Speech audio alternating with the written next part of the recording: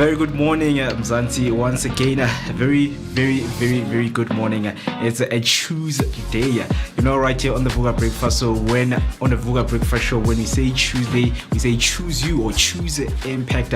My name is Moeketsi Maimane, and I'm happy to be with you on this beautiful Tuesday because there is so much that we need to unpack as we kickstart our day in a very high energetic note. You know that for you to connect with us, all you need to do, if you want to watch a video, you can just simply hop onto YouTube, type of Vooka Breakfast Show, press the subscription button and the notification button, and then you will be notified that your best breakfast team is live and ready to kickstart off the day. And you know that we have also announced a beautiful SIMULCAST from Johannesburg up until Durban. If you want to listen to audio only, you can just quickly go and visit the Underground Radio app, and you can also listen live on the website, which is Underground Radio DBN. And of course, if you want to dial us in, the number to do that, that's 060-493-3226. That's 060-493-3226. As mentioned, that there is so much that we are going to be unpacking just to kickstart our day on a very high energetic note. Tuesday,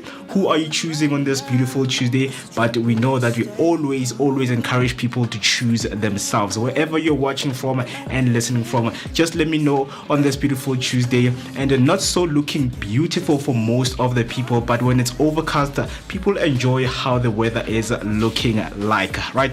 Talk to us, hop on the comment section, let me know that on this beautiful Tuesday, who are you choosing? What are you choosing? But us as the Vooka Breakfast team would like to choose you, as we are going to be unpacking and engaging with you as the show go on. You know that we also connect and engage with our guests who are going to be here.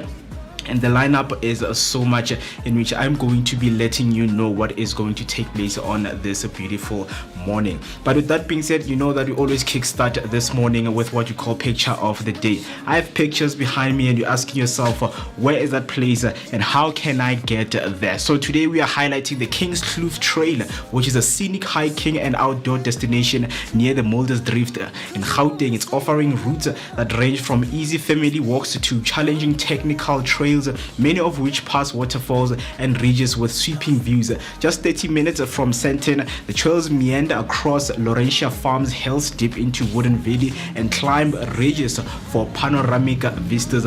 Options include the green 6 kilometer, which is easy, and the yellow 7.5 kilometer waterfall route, the blue one, which is the 12 kilometer moderate, and the black, which is the 21 kilometer, which is the most difficult one, and the red, which is the 27 kilometer technical, making it a popular hiking, trail running, and mountain biking. The reserve is open on weekends and public holidays with facilities for food and pre-arranged picnics, but no private picnics or dogs allowed. You know that festive is creeping in and we are starting to check in on our bucket list on which place to travel to with our friends and families. So the Kloof Trail is one of the places that you can travel to together with your friends and families. So I hope that information was helpful for you to go out there and enjoy what the atmosphere has to bring. So that's all for our picture of the day. Hope that information was helpful for you. So moving on, you know that we have people that we always engage with, industry professionals and people who are also in fields aspiring to become the best version of themselves. Today is Tuesday. We are highlighting so many things, which is personal finance, how you can manage your personal finance, and also how do you maneuver and circumvent some of the challenges that you get to see in your daily life when it comes to personal life. But with that being said, in Business Blog, we're going to be joined by Nomfundo who is a South African entrepreneur and logistics professional, best known as the founder and CEO of Mfundo's Empire, based in Nkomazi in Mpumalanga. She has built a growing brand that offers affordable furniture, perfumes, and skincare products, blending home comfort with personal confidence. She is going to be right here with us and she's going to be sharing more information about her entrepreneurial journey. I hope that you're also ready for that conversation because it has so much value that you and I can take away, especially if you're someone who is an aspiring entrepreneur. This is a conversation that you need not to miss. That's all. And of course, there's so much that we are still going to unpack. But for now, let us give you the talking points of what is going on your news headlines after this short break.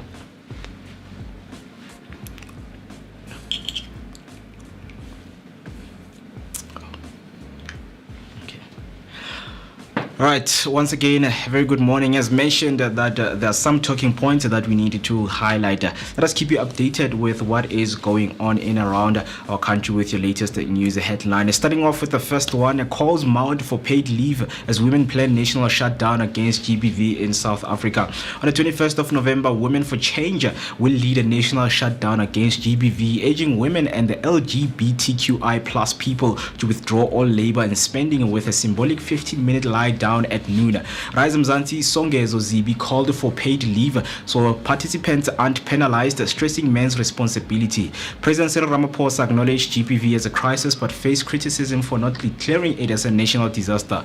Rugby captain On your next headline, the ANC will continue its metro and secondary city mayoral candidates before the 2026 local elections. With nominations starting in February, Chairperson Kgalema Motlanthe confirmed stricter rules, including mandatory qualification and experience. The Johannesburg race is heating up with Helen Zille and Kenny Kunene of a Patriotic Alliance already declared, while Action SA's Herman Mashaba may also contest. The ANC has not yet revealed whether current Mayor Dada Morero will remain its candidate. On your last news headline, illegal gambling under spotlight at Gaming Regulators Africa Forum. The Gaming Regulators Africa Forum that started on 17th of November to the 21st in Sun City brings together regulators from Southern Africa, including Botswana, Kenya, Swaziland, and Tanzania, to address illegal gambling. Acting Northwest Gambling Board CEO Boitumelo Qalinge stressed its threat to public trust and government revenue. The forum will drive policy discussions, promote responsible gambling, combat fraud, and encourage awareness campaigns, self-exclusion options, and spending limits to protect the consumers. Now, that's all for your news headline. Heading over to your sports news, starting off with the football news. A public internet VAR model wins favor with South African delegation. SAFA's delegation, led by Daniel Bennett, visited Spain's RFEF, the Royal Spanish Football Federation, to explore VAR option. Senior advisor Charles Cilius highlighted the public internet VAR model, which uses cell phone networks as the fastest, cheapest, and most sustainable choice for South Africa, given limited resources.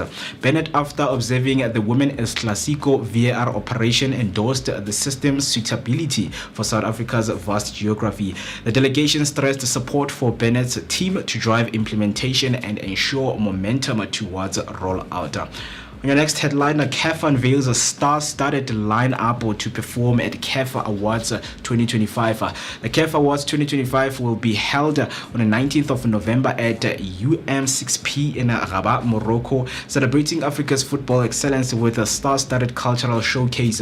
Performances include Dua Lahoui, Morocco's rising pop voice, Awilo Longomba, the Congolese soukous legend, and Fuse ODG, the Anglo-Ghanaian Afrobeat star. Together, they represent different generations and musical styles, highlighting Africa's creativity and diversity. The ceremony will also honor outstanding players, coaching teams, and officials, making it both a sporting and cultural spectacle. Lastly, on your sports headline, Rulani Mokwena's move to MCLJ highlighted growing trust in South Africa's coaches in North Africa. He credits mentor Pitso Mosimane, whose success at Al Ahly opened doors by proving SA coaches could thrive under intense pressure. Mokwena, once Musimane's assistant at Sundowns, says he owes much of his development to him. Mosimane remains the only coach to win the CAF Champions League 3 times. Meanwhile, Mokwena, MCLJ are unbeaten in 11 games, leading Algeria's League 1 and competing in CAF Champions League Group C with Sundowns, Al Hilal, and Lupopo. That's all for now. Stay tuned for more sports and news updates throughout the show. Don't forget to share your thoughts on these headlines with us on social media using the hashtag Vooka Breakfast Show, and send us your voice note on 060-493-3226. And for those who are commuting right now on the road, let's keep you safe on those roads with your latest traffic update. On the KZN traffic, there are no incidents reported in KwaZulu-Natal at this hour, and roads are clear.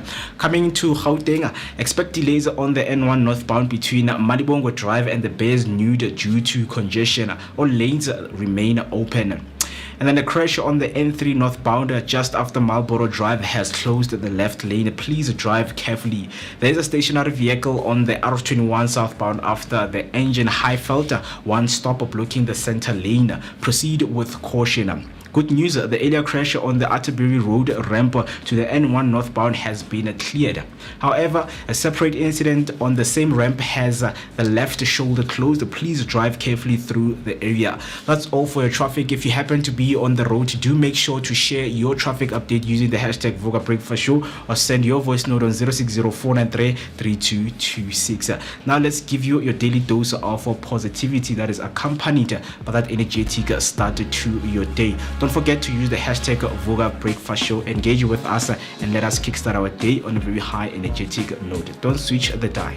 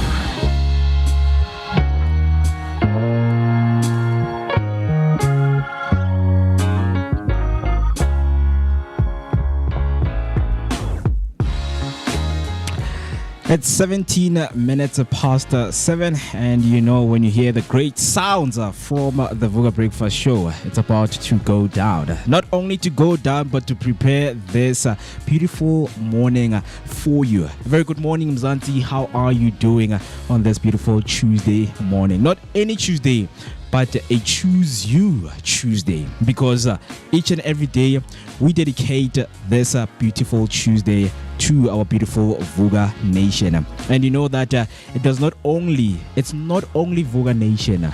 Now the family has grown to Durban, which is the underground radio. A very good morning. If you are listening all the way from Durban, you can just hop on the comment section by using the hashtag Vooka Breakfast Show. Or if you are listening right now, our WhatsApp line is open for calls and for voice notes. Just let us know, how are you doing? How is your morning looking like? Are you loving how the weather is looking like? Because for a lot of Joburg people, they do not absolutely appreciate how the weather is looking like. It's overcast, and for the past 3 days it has been drizzling. So a lot of people are like, you know what, man, this weather, it's not the weather that we appreciate right here in Joburg. Joburg, we love when it's sunny, when it's not raining at all. If there's no rain, but if it's windy also, people don't like it over here. But talk to us. How are you loving the weather? Because for me, I feel like this weather, it's good for me. I mean, for a lot of people, when they think about this kind of weather, they're like, okay, I'm going to be cold for the rest of the day. But no, for me personally, there are things that I can teach you about this weather, because your body gets to regulate its temperature, right? And funny thing and an interesting thing about why I like this weather is I do not get hungry easily, right? When it's cold, I don't get hungry easily, and I don't starve just anywhere, wherever I'm at.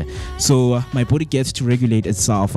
My body gets to enjoy and just be cool and at ease with what's taking place.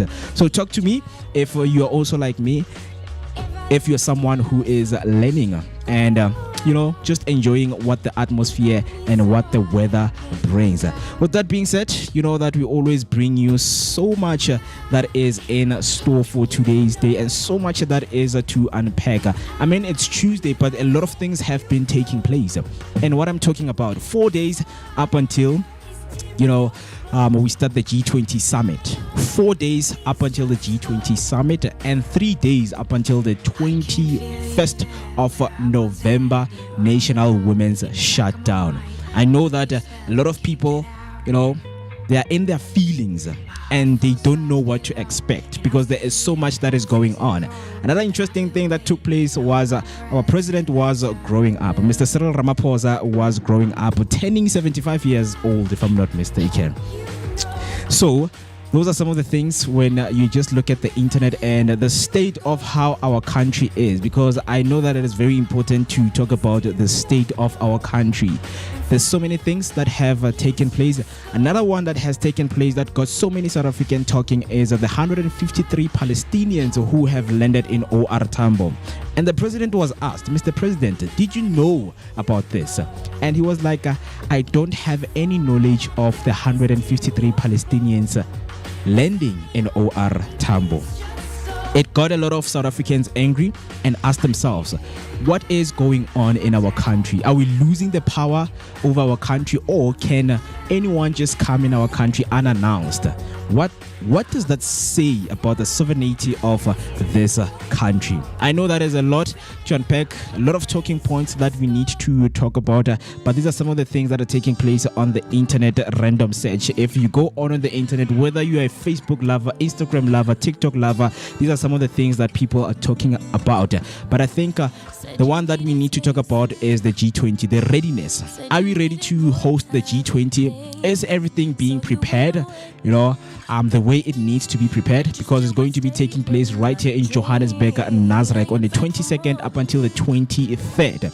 So we have been told and been notified that the city is ready to host these delegates and these international leaders from across the country. I think right now 43 countries have been confirmed that they're going to come in South Africa for the G20 summit. Yesterday, Mr. Ronald Lamola, the Minister of International Affairs, was in a media briefing talking about how South Africa is ready and the readiness. What does it mean? And for someone who's going to be there in the G20, what is it that you need to expect? Right, the interesting things are going on. Let me know what you think right there by using the hashtag Vooka Breakfast Show, or you can call me or let me know if you are someone who is ready for the G20, or you are someone who is ready for the 21st of November national shutdown for women. We know that South Africa is purple right now, and a lot of people are asking one question: why is GBV not declared as the state disaster? Right? So those are some of the things that a lot of people are angry to talk about. Those are the things that people want to be highlighted. They want those things to be highlighted and those things to be brought in the limelight, to say, okay, if global leaders are going to be in our country, let us talk about the violence we are facing, especially women. Women are like, we do not appreciate what the president is doing for this country, because this message has got to him and he did not say anything at all. Talk to me, hashtag Vooka Breakfast Show. Let us unpack, let us talk, let us share our views, let us share our opinion. All opinions are welcomed, because just starting our day needs to be on a very high energetic note. We need to know what are we facing. As much as the G20 is 4 days to go, I think for this day, as much as you're going to be enjoying the rest of your Tuesday morning, talk to me and let us prepare for it. And speaking of preparation, if you're someone who likes shopping, abroad, you like to look at your international markets, I'm talking about your financial indicators. Let us hop on and look at how the rand is doing on this beautiful morning. So for today, financial rundown, let us look at the currency exchange, right? So the US dollar is currently 17 rand 30 cents. It has a dip down and the dollar slide continues. So the US imports could cost you less in the rand terms. And then heading over to the Great British Pound. For each and every Great British Pound, you need to have a 22 rand 71 cents. So it has slightly gone up by 0.06%. So the pound flexes. UK goods and travel good just got a little bit pricier. And then looking at our neighboring country, which is Botswana, and their currency is the Botswanan Pula, right? So the Pula is standing at 1 rand 19 cents, and then it has gone up a little bit with 0.25%. So the better cross-border shopping deals for South African consumers. Those are some of the things that you need to look out for. So the yen stays soft, as for each and every yen you need to have 11 cents. So the Japanese imports remain affordable. And heading over to the euro, 19 rand 92 cents gets you 1 euro. And then euro edges up and it could nudge your European holiday budget. And then heading over to the Australian dollar, the Aussie dollar dips. Imported wines and goods may be cheaper for you on this morning. It has slightly gone up by 0.19%. And heading over to the Chinese yuan, for each and every yuan you need to have 2 rand 43 cents. 0.19% is the amount of percentage that it has gone up. So electronics from China may see a slight price relief. So that's what I have for you in terms of your financial indicators and what we have for you on today's day. And also, today is personal finance. We speak everything personal finances. We speak everything business. And talking about business, we are going to be joined by Nomfundo, who's a South African entrepreneur and logistics professional, best known as the founder and CEO of Mfundo's Empire, based in Komanzi in Mpumalanga. She has built a growing brand that offers affordable furniture, perfumes, and skincare products, blending home comfort with personal confidence. I know that a lot of people right now in their life, they're in a phase of buying furniture. So I think this is a conversation that you should be waiting for, just to speak about how she got where she is right now. It's very interesting to sit down and hear some of the aspects of entrepreneurs on how they got there and how they penetrated through the markets. We know that young people complain about access to the markets, access to not only the markets but the national markets. We want to sell to a broader consumerism out there, right? So we're going to be with her because one of the things that is has grabbed us, for us to get her on the interview is that her entrepreneurial journey began with inspiration from a stylish headboard she discovered online, sparking the idea of creating accessible quality furniture. Although her first attempt at launching Mfundo's empire in 2024 failed, Nomfundo's resilience and determination led her to regroup, strategize, and successfully relaunch in 2025. Today, Mfundo's empire is recognized for its innovation, affordability, and community impact, employing local workers and empowering her township economy. She will be with us, and I can't wait to connect with her because we know that when it comes to entrepreneurs, man, nuggets of wisdom you get from them, they will make you encouraged to also start your business. So where our economy is right now, it is encouraging a lot of South Africans to start their own businesses. She has her own business. It's doing wonderfully well. So you know that we're going to be getting a lot of pointers from her. If you also want to connect with her, to engage with her, you can hop on by using the hashtag Vooka Breakfast Show. We are live right now on YouTube, or you can call us to connect with her on the line by dialing the number 060-493-3226. That's 060-493-3226. 28 minutes past 7. It is the time, as I mentioned, that it is time to kickstart your day on a very high energetic note. Speaking of high energetic note, discussions that we always have right here, and they include you sharing your sentiments and your opinion. Before I get to that, some comments came through on YouTube. Tembimni came through, said a very good morning Vooka team and Vooka Nation, hashtag Vooka Breakfast Show, hashtag Sivugile on a lovely cloudy Tuesday morning. Good morning, Ma'am Tembi, and very, very, very blessed day to you. And she comes again saying hashtag rainy choosy day. Blessing upon you. Take care and stay focused. Thank you so much. I think a lot of people, they feel like rain is making them stay out of focus, but I feel like rain is a good thing. I mean, we always say, when it's raining, it's blessings, man, from the sky. So why are we complaining? If your house is being swept away, sorry, but we know that maybe it's a blessing that your house is being swept away for you to rebuild once again, right? But I know a lot of people don't like to be wet. They don't like a rainy season. But trust me, December is always a rainy season because it's summer. What summer brings, it's a lot of rain. So you just need to accept we need to regulate to this weather.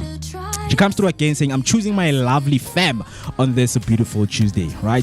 As mentioned, Choosy Tuesday. Who are you choosing? What are you choosing? Because we choose you as the Vooka Breakfast team. We want you to hop on, talk to us, engage with us because it's a beautiful morning. Despite the weather, we try to make it as beautiful as it can to kickstart your morning. Miss Q Rams comes through saying, good morning team, happy Tuesday. I choose the Vooka Nation. Thank you so much, Miss Q. Good morning to you. I choose you. We choose you because you chose us. So let us enjoy this beautiful energetic start to the day. As mentioned that we're going to be in conversation with you. I want to know from you, if you are someone who is more of an online person, you like to express yourself more online or in person. I mean, for you, being online and talking to people online, it's like it does not strike, the right chord for you. But being in person with the people and connecting on a very high level, it makes a very huge difference. So the question for this morning is, do you think people are more themselves online or in real life? Maybe you know a friend out there who is more vocal in social media or more vocal when they are themselves at work, at your working place. You know this person for being more vocal. So we know that for most of us, I mean, personally, I would start. I'm someone who's more vocal on social media. Online presence is what I like. That's why I'm still working on building that online presence to say, this is where I would like to voice out my opinions. Whenever we're doing the TikTok lives with my friend, I see my authentic self there. When I'm with people, it's different, because trust me, there's someone out there who's like, I'm not authentic when I'm around people, because people come with different energies and people drain my energy. So when I'm alone, I'm more authentic. I know how to bring that energy to myself. So talk to us on this beautiful morning. Hashtag Vooka Breakfast Show is the hashtag that you need to use. It's a conversation we're going to have after this short break. I'm just going to let everything digest and process, and then when we come back, we get right into it. In the meantime, please enjoy the good music and don't switch the dial.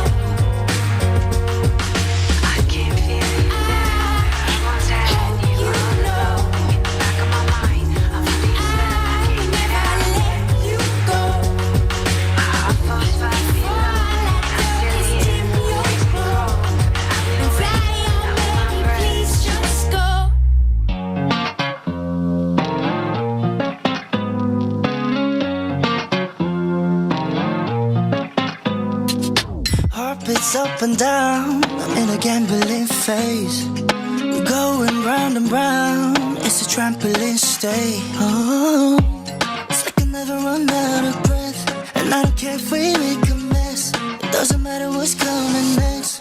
So can we just be bona fide? Girl, you got me waking up confused, lost in time. Every moment tastes like summer. Can never get enough. Summer sugar left behind, and I don't wanna fall in love. Just wanna be yours.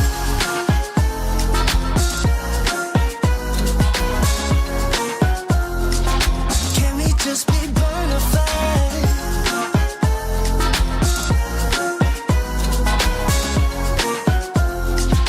Can we just be bona fide? It's stuck in this situation and let go all inhibitions now with no intermission.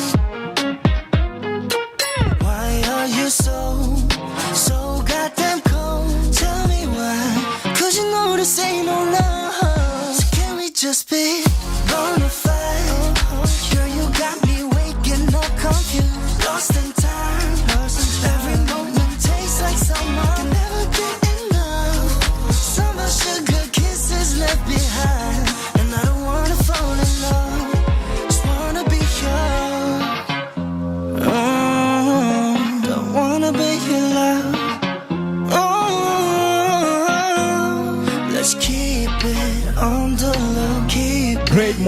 Great mornings is what we do to kickstart this beautiful morning of ours. It's Tuesday, 18th of November 2025. Days have gone by, and I know that most of you are still feeling like you haven't done anything this year. 2025 came with vibes. I don't blame you, because it was all vibes. I mean, when it's vibes, you're not focusing on your goals. What are you doing with goals, man? Like, put your dreams aside because it's times for vibes. I mean, you've heard a lot of people speaking about, when I'm in a party or when I'm with my friend, I don't talk about my work because I'm at a party. My work is about serious things here. We talk about the GBV, talk about people a bit, the Madlanga Commission. But if I'm at a party, I don't want to talk about those things. I want to have great vibes. I'm a potter. Are you a potter? I'm a potter. I am a potter. I'm a potter. I am a potter, and I like to be part of the parties, right? That's funny. I mean, it's vibes is what is going on. So please don't feel bad about yourself, because there's a message that I came through that, guys, even if this year you did not do anything, you did not accomplish your dreams, it's not over yet. Because in this, I don't know how many 40 days we are left into the year. 43. 43 days. 43. Right. There's 43 days left until the remainder of the year, or until the closure of the year. Right. And today we're celebrating 322 days, if I'm not mistaken, man. The time right about now being 37 minutes after the hour 7 o'clock. And of course, good morning, Wanakoha. It's a Tuesday morning, the 18th of November, 2025. Like I just mentioned, there are only left with 43 days. That's crazy. That's crazy. And I'm going to keep on asking Mr. Mohore, what does everyone have planned for the rest of the year? Right? Yeah. We're a month and a week? Actually, yeah. We're left with 1 month and a week. So in a week's time, we're literally going to be left with 30 days, Chief. It's just crazy for me. It's just crazy. December. How are you doing, man? What's your morning looking like? It's still cloudy. It's still quite overcast. Right here in Gauteng, of course, in Joburg, coming to you live from the Blinko studios in the heart of Soweto, Dobsonville, right next to Zondi Hills, just before you get to Bromfisher Kloof. Yesterday morning, we were in conversation with not Nomfundo, Mr. B. Nomfundo is this morning. I forget the lady's name from yesterday. Nonduduzo, something like that, right? Yes. And she mentioned she's from KZN herself. So I don't know what's happening. Like, it seems like KZNers are slowly coming in. Yeah, Durbanites are slowly coming in. Exactly. Last week, And she mentioned that they're also experiencing overcast weather that side. So clearly it's like almost a nationwide thing. I'm not too sure about the other provinces. But yeah, Durban also experienced quite a rainy weekend. This past weekend. We also have been experiencing not such great weather since Friday. And so we'll have to wait and see and hear from Nomfundo what the weather is looking like that side this morning. Yes, sir. Yeah, man. Very interesting things and conversation that we are having, because when you mentioned Durban, I think for someone who's listening right now, if they are in Durban, yes, sir. I've always grew up with the misconception that, in Durban, it's always sunny. No, it's always a vibe, bro. Okay. Like every day, it's like, there's a party. It's a party. Every day is a party. I grew up with that misconception, honestly speaking, because I will always hear, towards festive season that Durban rocks. I would see those t-shirts in TV. Okay. Like every festive gathering is happening in Durban. So I was like, guys, I need to go and live in Durban because every day is a party in Durban. Have you been though? I've never been to Durban. Even I blew it. When people get money, they blow it in Durban. First place they go to. Yeah, is Durban. South Beach. Go to Durban. But yeah, man, so those are some of the misconceptions. And if you're listening from Durban and you know of the misconception that people from outside Durban have, please just dial us and send us your voice note on 0604933226. 20 minutes till we hit 8 o'clock. Before the break, I just went through a discussion that I want us to go through. Share your opinions, your sentiments. But before we do that, I have something that is really interesting, because 4 days till the G20 summit and 3 days till the National Women's Shutdown in South Africa. But I think the most important one that we need to focus on is the G20, the key factors that we need to take away, because Mr. Ronald Lamola on the media briefing came out and spoke about some of the key factors that you need to focus on when you are attending the G20. So the minister outlined South Africa's state of readiness to host the historic G20 Leaders Summit. So the video that you are going to see on your screen, or the video and the audio that you're going to hear, wherever you are listening from, are the key moments from the briefing from Ronald Lamola. So this is what he had to say. Update on the preparations for the G20 Leaders Summit. Preparations for the summit are on track with numerous heads of states and governments from the G20 member countries, including invited guest countries, have been confirmed for participation. Heads of international organizations, in total, 42 countries are confirmed for participation at various levels. This includes 20 G20 members, excluding the United States, for reasons well known to you. 16 guest countries and 6 countries representing regional economic communities in Africa, the Caribbean, and East Africa. The Leaders Summit will take place from the 22nd to the 23rd November 2025. The agenda of the summit will be anchored on the following 3 sessions, namely, Session 1, Inclusive and Sustainable Economic Growth, Leaving No One Behind. Building our economies, the role of trade, financing for development, and the debt burden. Session 2, A Resilient World, the G20's contributions, disaster risk reduction, climate change, just energy transition, food systems. And Session 3, A Fair and a Just Future for all critical minerals, decent work, and artificial intelligence. It is also expected that before taking actions on the South African Leaders Declaration, Summit will take note or adopt the following reports commissioned by our G20 presidents: the Africa Expert Panel, the Extraordinary Committee of Independent Experts on the Global Wealth Inequality, the G20 and G20 Review.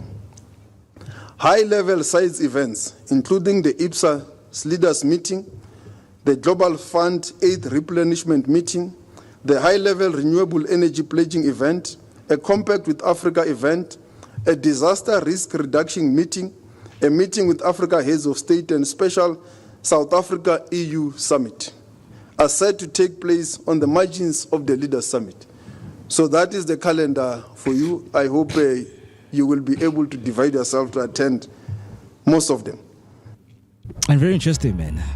That is the agenda if you're going to be attending the G20 Summit, right? It includes talking about inclusive growth, resilient world, which talks about the just energy transition, because we know that in our country we're still facing electricity problem, so we need a solution for that.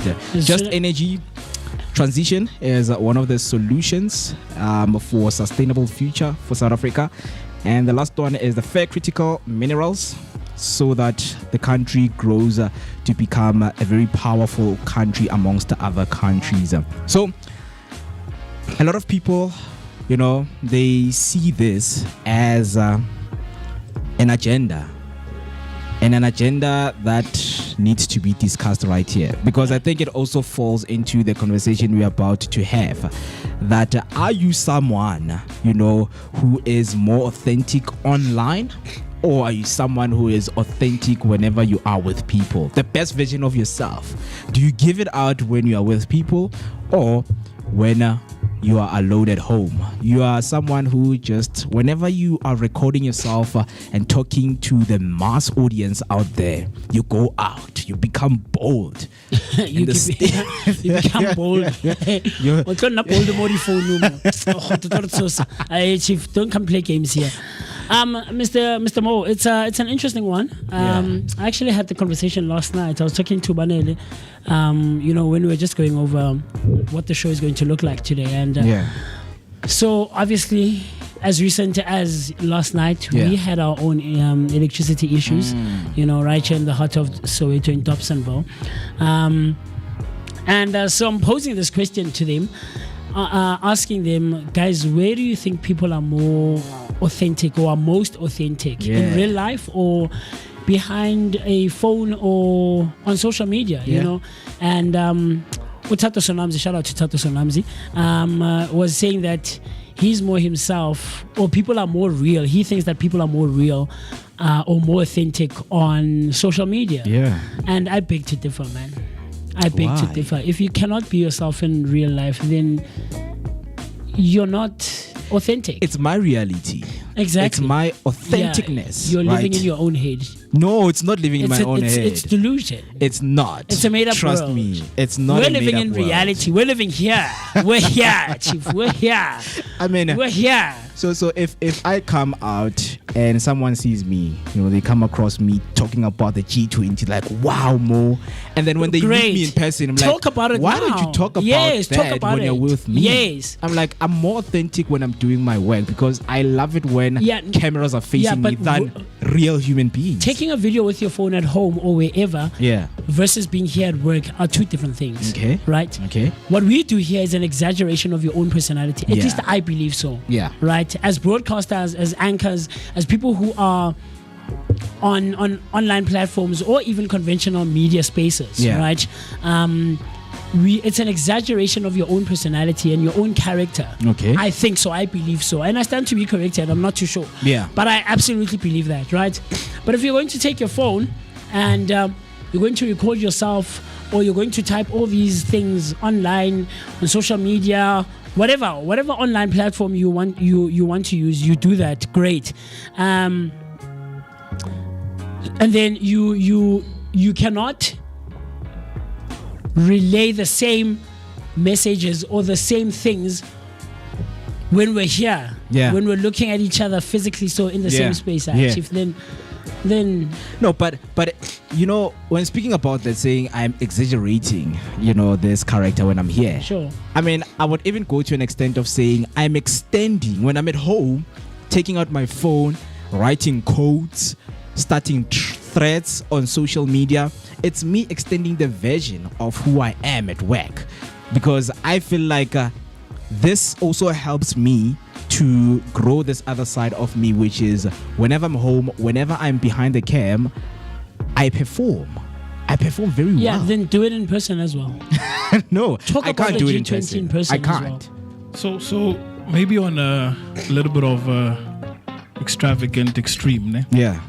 We notice that we become ourselves authentically so when we are by ourselves, number one. So I think the closest thing is being online, because if you create a profile that's faceless, then you have an opportunity to be yourself. Yeah. So we know that when we are by ourselves, our thoughts, some of us do these crazy things that we would not necessarily do in public. Yeah. Right? Yeah. I pick my nose when I'm by myself, for example. I don't think that example applies. But that's my genuine self, because here's the thing. How I eat when I'm alone is different from how I eat when I'm with people. When you're around with people. So there is a bit of consideration when I'm with people. But last week we were talking with Mo about the power of the brain, where this guy was convicted and he was sentenced to life sentence.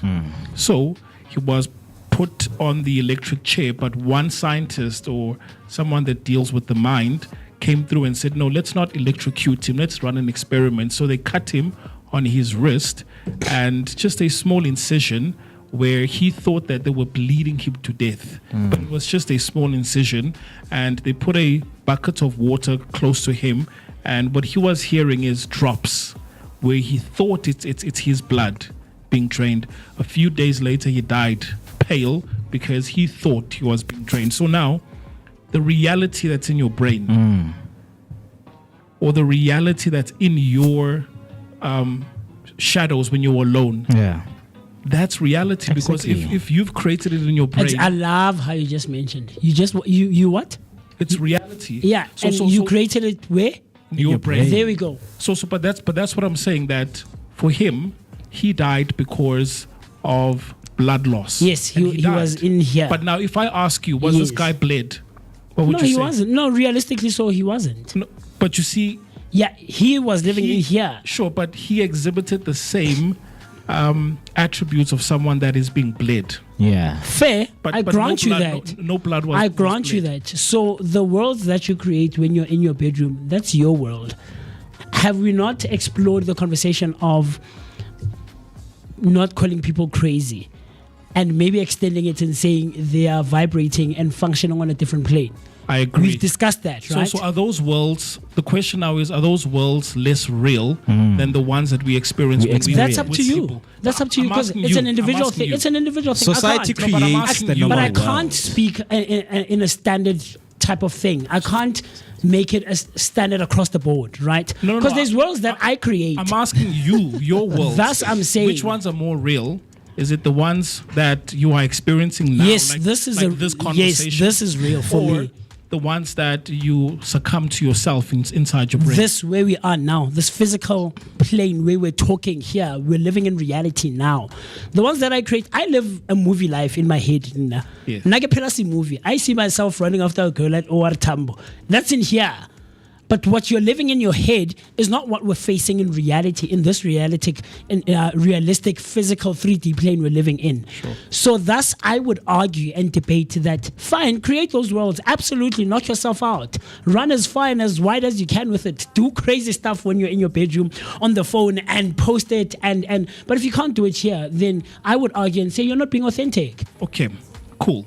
Are there things that you do by yourself? Yes. That you wouldn't do in public? Thus, I said, I It's love the same- I it's love the it. same thing. It's not. The No, example does not apply. Wait. I'm saying it's the same thing. Like, for example, let's take food. Sure. How you eat by yourself, is it the same way how you eat when you're in public? Me, more or less, sure.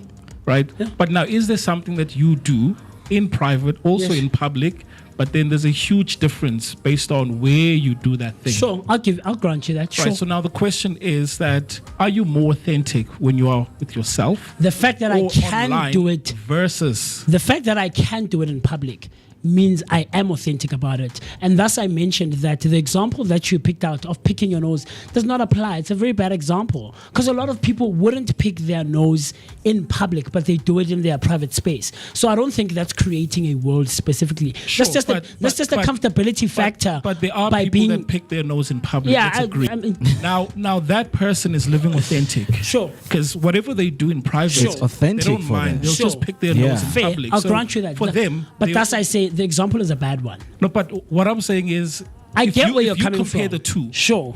there are things that you do in Fair. private that you would not want to do publicly. So Sure. if you do not do them publicly, that's because you are reserving yourself Sure. in consideration of other people. Sure. Right. So that So being said, if you can take a video in your bedroom and it's not a ridiculous video, you're just talking about the G20, and because now I'm coming back to the example or the concept of your example, right? Sure.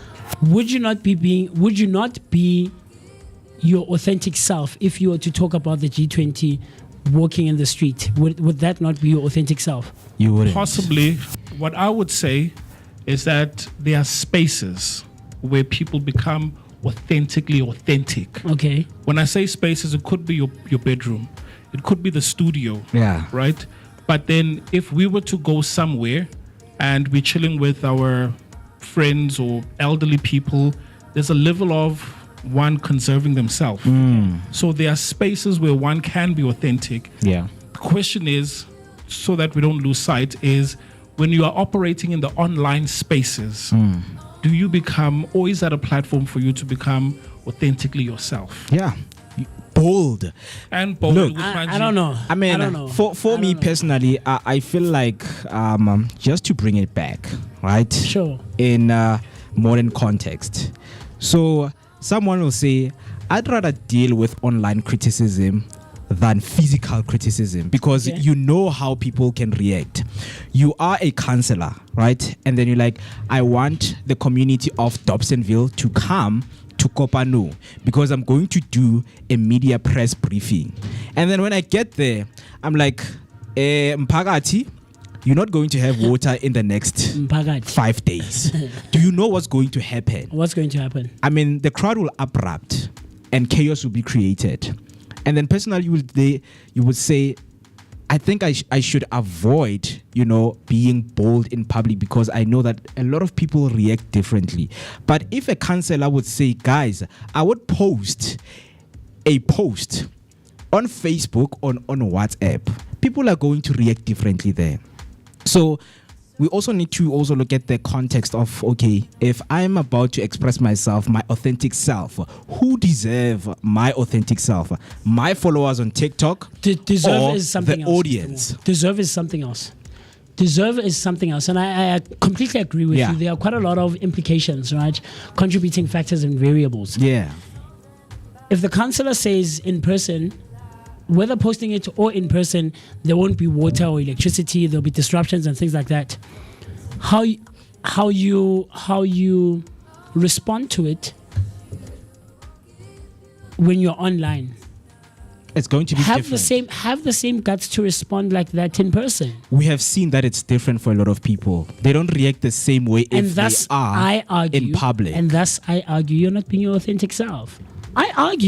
I really argue it. You're not being your authentic self. But say it. Chief. It's wisdom. Say it. It's wisdom. Say it. Don't get me wrong. Where I'm coming from, I'm considering the 5 W's and an H here. Sure. I'm considering context. I'm considering the situation, where we are, what we're talking about. There's a whole lot of things I do, right? And thus I say you can't use it across the board. There's no standard thing. There isn't. Because we're different in very different ways. We're different characters and personalities.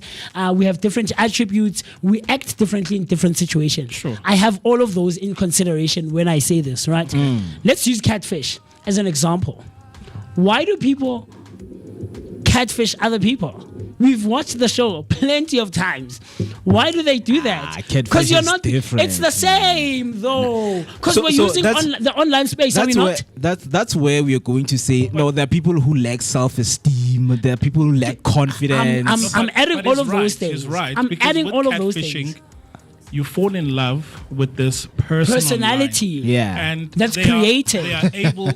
they are able to express themselves. Yes. There is no shyness. Yes. So when you meet the person, it's a different person. Yeah. But you might find that, look, it's still me. It's just that I've got self-esteem issues when I'm in Yes. person. Yeah. But the person you fell in love with, it's still that person. That person. And how do you conclude and round it off and say, okay, I believe you, it's still you. How do you round it off? Exactly. All right. Because I argue, I difference say, between lying. Mr. Mo. So I'm still let's go me, through man. the. But there's a difference between lying Yeah. and falling Fair. in love with someone. So Fair. if someone lies and says, "Hey, I've got 1, 2, and 3," and That's they're no, not, that's something else. That's something different. That's something else. But what Let's I'm talk saying about is who the there are person spaces, is. right? Right. It's an online space. Sure. And this online space allows me to express myself authentically. Sure. Okay. So, Yeah. so you fall in love with me, but then when you meet me, I become different. But online, I've got this personality where I feel like I can express myself a bit more. Yeah. I mean, you said it the other day that when you chill with elderly people, there's some restrictions. But when you are with us, this space, Yeah. you can be authentically yourself. I'm still myself nonetheless. with elderly people. Absolutely. I'm still myself nonetheless. So wait. Your context. mannerisms are still Absolutely. the same. Absolutely. And then you still do what you do. Context though. Context, situation, like I said, 5 W's and an H. Where are we? Who am I with? So it's not that I'm not authentic. I'm still myself. It's just Sure. that I wouldn't pick up a bottle and, right? But the question Right? here we're asking is, in terms of your authentic self, Sure. do you find more expression if you are online or when you are in person? In with person, people? my brother. So what I'm asking For is, me anyway. there are spaces where you express yourself fully, right? And then there are spaces where you will be reserved. Sure. So Yeah. someone might be fully expressive online, but in person, They're reserved. they are reserved. It Yeah. doesn't mean Uguti they are fake. I would argue and say, Chief, if you can't do it here, then Okay, so if let you us go can dance through- all the way, if you can't do it here, Yeah. it's like, okay, I'll make another example before we close off, right? Yeah. It's 8:00 on the dot. I'll make another example. We'll move away from the catfish one, right? Because it has too many implications as well. Yeah. Let's talk about guys who hit on girls online, Yeah. right? Umnati wena motafuleng. Wena online, you are here, Yeah. Chief. Shaitafula like no one's business, Chief. You have etiquette, man. You have table etiquette. You have table manners. You say the right things at the right time. Hey, Chief, this girl falls in love with you. Nomfundo akutshele the way with yo, I found my man. My man, okay, my man, let's go to the pantry. Let's go grab like whatever, lunch. Let's go grab ice cream. Yeah. Right? Okay, you get there, Nomfundo meets you. So you're drawing hearts on the ground. You're drawing hearts. Okay, Mr. Mo, hi, I'm here. Please talk to me. Like, baby, I'm shy. Yeah. Say the things you were saying online. I'm shy. Exactly. But is it possible for someone to act shy online, guys? Let us be realistic right here. Yes. Being shy online. Yes. How is that possible?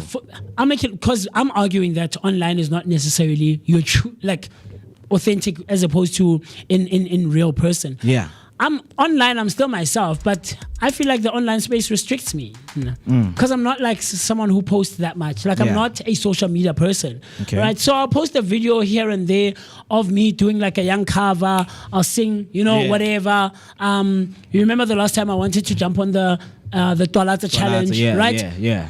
I do those things fully so when we go and buy lunch. Am I shy about it when we stand there at the shop? It's more of a personal thing. Exactly. Yeah, I was about to say exactly. that. So I say there are people that can fully feel fully empowered to express themselves online. Yeah. Because maybe they feel like online is a safe space for them. Remember with COVID, when we had a lot of these TikTokers coming out, most of them said, guys, if it wasn't for TikTok, this thing could have just drove me to depression. Yeah. But for the mere fact that I found a community online, people that I can speak with, that can listen to me and ask me, hey, I saw yesterday you were doing the lawn. Did you finish it? Nah. It felt like, I've got people. I have people. But they wouldn't do it necessarily in person. I'll grant you So that. remember last time we spoke about your browsing history. Sure. See, these are some of the things that in my browser, I Google cats and dogs and whatnot, but in public you cannot. I can't. Yeah, and say, can you borrow me your phone? I want to Google. Yeah, I can't. Yeah, you can't say that. What's this? French poodles. But let us look at the shockers and stats right here, because they say a 2023 global study by Pew Research found that 62% of people feel more confident expressing their opinions online than in person. In South Africa, a brand map survey revealed that over 70% of urban youth say they feel more authentic on social media than in real life. We have seen that, right?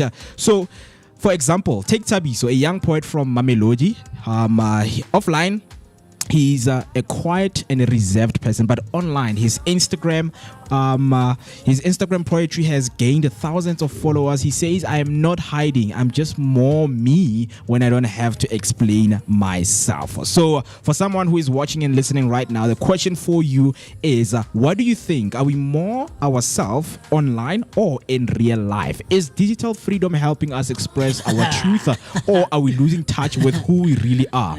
Right? I want to hear from you. It's funny. If you have an answer right now, MooCee, you can share with us to say, what is it that you feel like it's more authentic for yourself? Reality, my brother. Reality beats everything, man. Reality. Don't get me wrong. Be present. We all live in our heads at some point in our lives, or during the day, or during the week, or when we're by ourselves in our rooms or at home or whatever. Yeah. We all have a version of ourselves where we live in our own heads. I do. I live a movie life. Yeah. I live a movie-like life, and I experiment sometimes, with some of the engagements and the interactions I have. That you have on your head. No, with different people in reality. Okay. I'm taking it out of my own head. You're practicing what that's in my head. Yeah, I want to see if this thing works out in my head. Will it work out when I'm in real life? So I'll experiment from time to time, try to see how people will respond. If I say one thing to Mo and I say it to Banele and I say it to Mr. D, at different times, and with them not being in the same spaces. So I'll say to you, really to fail, and I'll say to Mr. B, wherever, and I'll say to Mr. D. You don't as well. buy face. So I want to see what the response is like, from different individuals and different characters and personalities. So I live that life in my head. One understand, but I do realize that it's not a realistic life because it's in here, Chief. The life that I'm living here, in reality, is the one where you know, we have electricity issues and we have rain and I don't like this weather and I'm cold and I have to come and do the Vooka breakfast show and be on underground radio DBN. Do you get what I'm trying to say? That's reality. So it's not me trying to discard the fact that all of us at some points or to a certain degree do live in our own heads from time to time, and we detach from this reality, right? But I would argue and say, if you can't do it in real life, in person here, I'm not taking it away from you. Knock yourself out. But for me, if you can't do it here, then I would argue not and say, there's a lack of authenticity to a certain extent, you know. And that's just me. I don't know. I don't know, Mr. B. I feel like you have a few thoughts. A lot. Okay. A lot. Yeah. But later we will share later. But a takeaway from this, of course, discussion is that whether online or offline, identity is complex. Maybe we are not one or the other, but both. The key is to ask, are we being honest with ourselves wherever we are? Talk to us. Use the hashtag Vooka Breakfast Show or send us your voice note by using the number 060-493-3226. That's 060-493-3226. For now, let us take a short break, and then when we come back, we will bring you your news recap that you missed when we started the show. So don't switch the dial.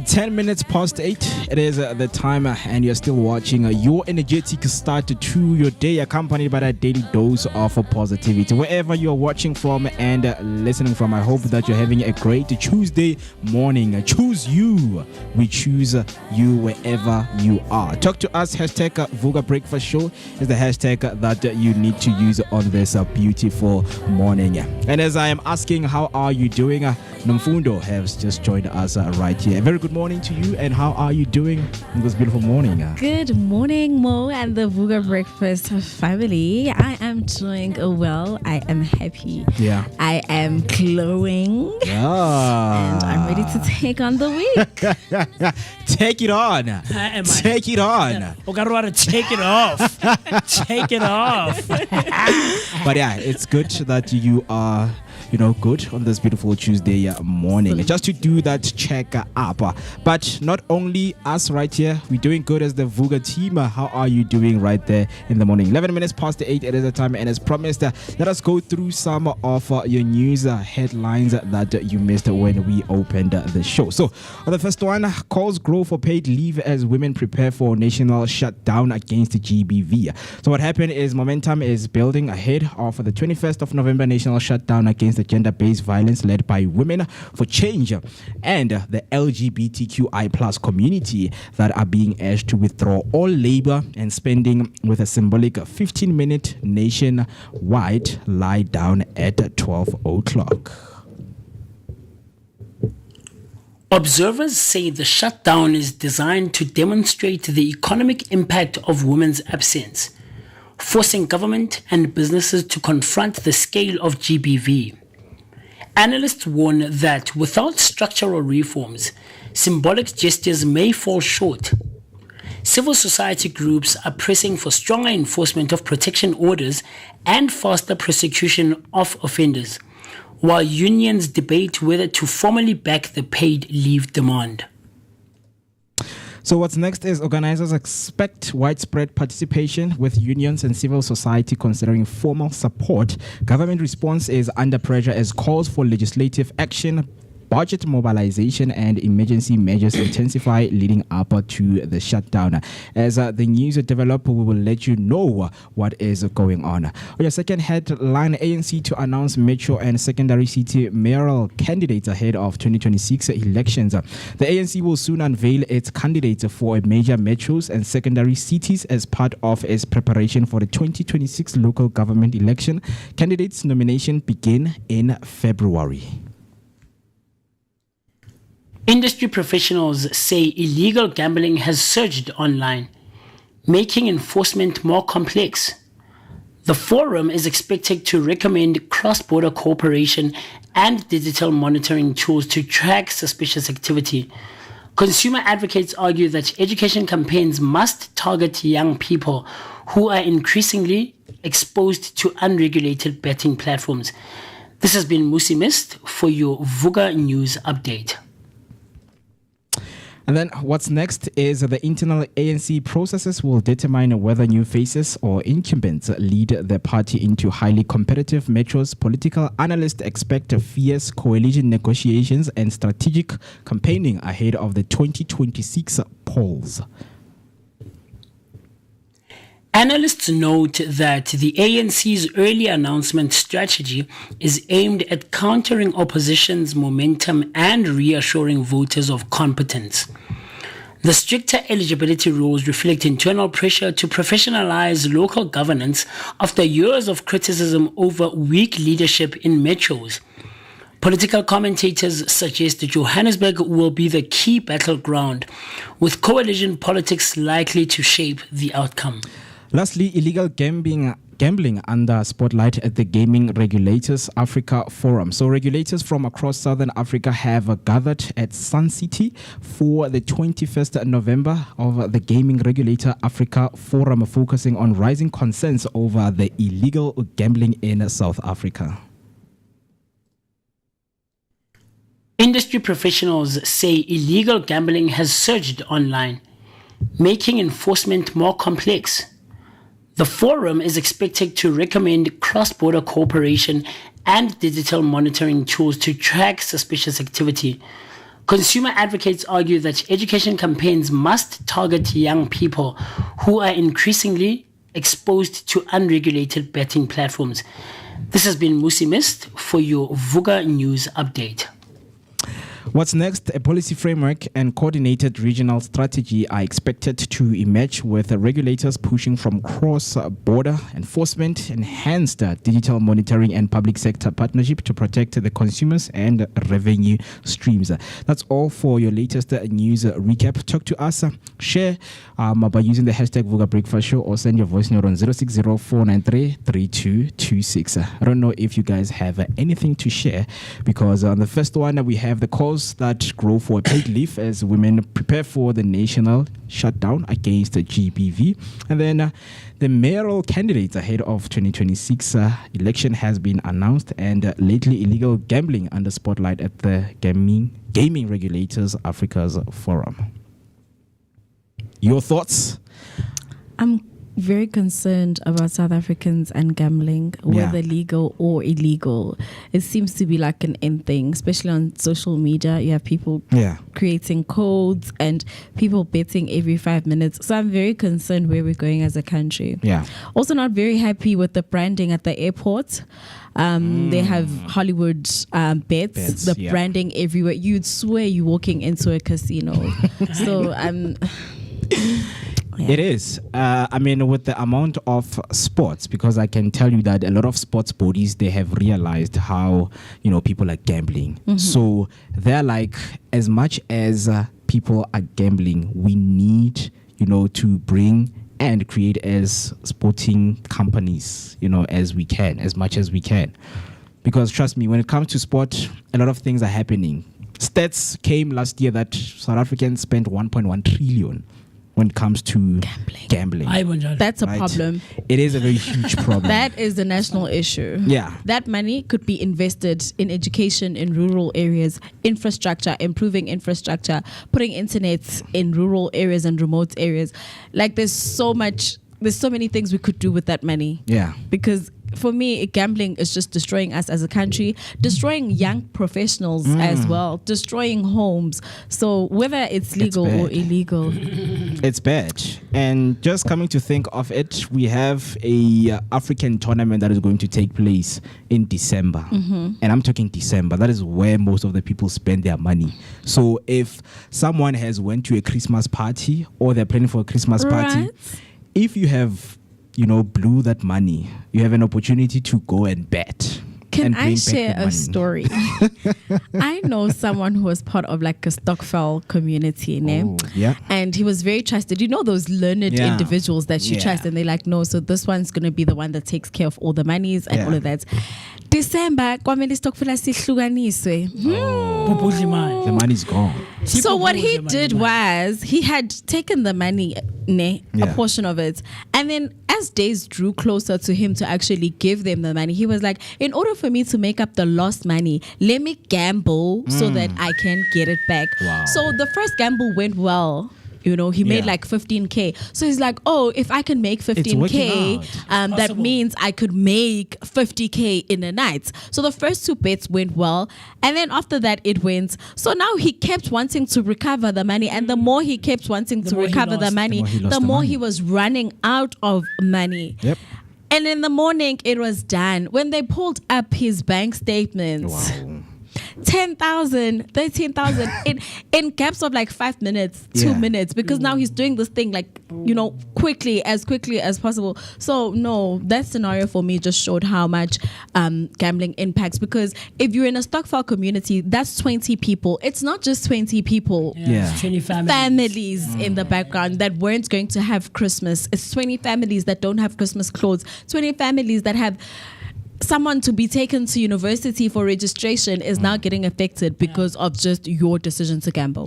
That's why I think nowadays they want Stokvels to be registered and have like qualified financial service providers, so that they will know how the money was lost. Because if you don't have records, it's a problem. So many people are trying to report these cases, but now police are like, guys, we don't have as much as information, because we see that you gave this person the money, but we don't know what for.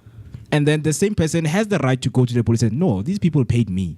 And the police will say, okay, then we don't have a case right here. Yeah. But it's something that the framework, the policy framework and strategy, they're still working on in terms of, working with what is going on in terms of gambling in our country. But let us know what you think right there by using the hashtag Vooka Breakfast Show.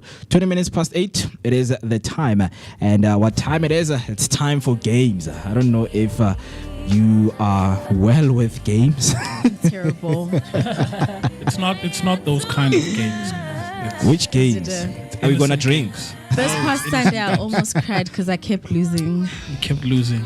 Are you let's one hope of it those doesn't people continue. who takes games personally? Yes, I'm a soul. Especially 30 seconds. Well, I'm gonna hate you if you're gonna say what's the opposite of yellow. imagine. It's green, man. It's green, man. Aye, man. I'll take green as well. Yeah, it's No, green. actually, I googled it. It's purple. I didn't even know The that. opposite Opposite of yellow is And we're all purple. saying orange because it Orange, makes yeah, like makes sense. sense, But yeah. green is Wow. Okay. Yeah. Crazy. It's something we'll look up because there's a thing called the color wheel. the color the one wheel. we And Is. then we Yeah. so opposites like Primary colors. for example, secondary, like in the tertiary. movie space, they use teal and orange quite a Okay. lot. Yeah. Why? Like the movie 300, you would see blue and orange. They play around those colors quite a Colours. lot. Okay. It's a Blue thing. and orange. Yeah. In 300. Yeah, the I'll movie go back and 300. watch. Yeah. Okay, guys, so today's game is finish the sentence. Right. So Okay. the G20 is 4 days away. So let's see how clued up you are. Yeah. So who wants to go first? There's only 5 questions. So Mo's gonna go yeah, first. the I'll last go person first. means only answering Aish. one question. Okay. Bob uhlezi ubheke I'll go ngakibi. after that. Yeah, I'm the last Okay, so person. Mo, He says- we're gonna Bob start with you. I'm gonna pull up the Uhlezi first question here. Right. Hit So me up up. next. Do we have music in the background? Yes, we do. We do. Excellent. So finish the sentence. Okay. And this one is about the G20. Yeah. Okay, so start with the first one here. The G20 is a group of major countries that work together on global crisis. A G20 is what? The G20 is a group of Okay. number major countries that work together on global crisis. Group of 20 countries. Group of 20 countries. Excellent. Yeah. Great job. Great job. Great Let me job. clap hands for myself right there, man. I deserve that. I deserve that. Mist, over to you. South Africa is hosting the G20 summit in what year? Yeah. Please repeat that that. again. South Africa is hosting the G20 summit in the year. Which year? 2025. 2025. Oh, okay. Don't overthink.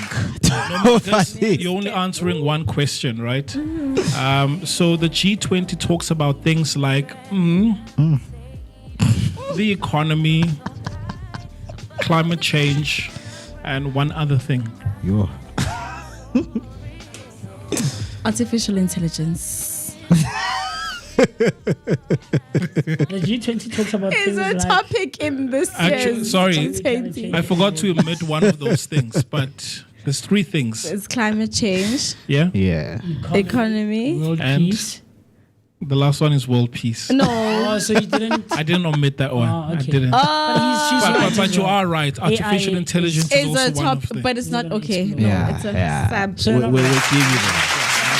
We'll give you that. More back to you. The African Union joined the G20 as a member in what year? African Union. Yep. Wow, In guys. what year?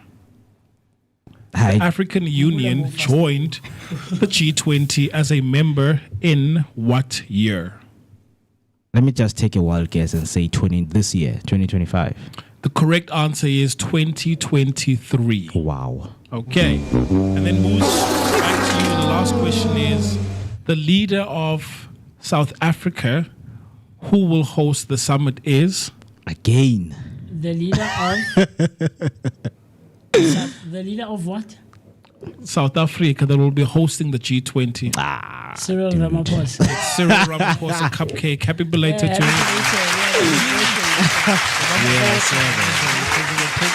If you want me to resign, I could resign any day. yeah, just say it. Don't say it in the shadows. Who was saying that? He's heard something Yeah, in the Ramaphosa, corridors. Ramaphosa. But NEC. Yeah. National Executive Committee. Yeah. Wait, someone was poking at him saying that Comrades are gossiping within themselves that they need to change leadership and he Okay. needs to step down. So he's heard the gossip. That people are Someone talking about him. snitched. Yeah. And Okay. he's like, tell me to Tell resign. me, like, and if you I'll come out, resign. if you come out from the shadows and tell me, I will resign. Yeah. That's something that we're gonna cover a bit later I on think he's tired. on the news guys. recap. A lot is Tired, eh? happening under his administration. You can't But say he's he's old, tired. People are hungry. Nah, he's yeah, not- he's we not don't that care. He's about very his exhausted. tiredness. He's forever sleeping more than I do. He's forever sleeping. we're falling asleep. Falling asleep at major events Yeah. and major conferences. Because he's That's a businessman. fatigue. Yeah, business people, they get fatigued. But also the Madlanga Sigo Commission is going to expose a bit of his That is- corruption. Yeah. I mean, we just need to look at, some of the things that our president is involved in. One of them is being a businessman in South One Africa. of them is denying people that he knows and says he doesn't know them, but he takes you know- photos outside their houses. You understand? Do you know who President Ramaphosa is married to? Who is he married to? The Patrice sister of Motsepe's Patrice sister. Motsepe. Okay.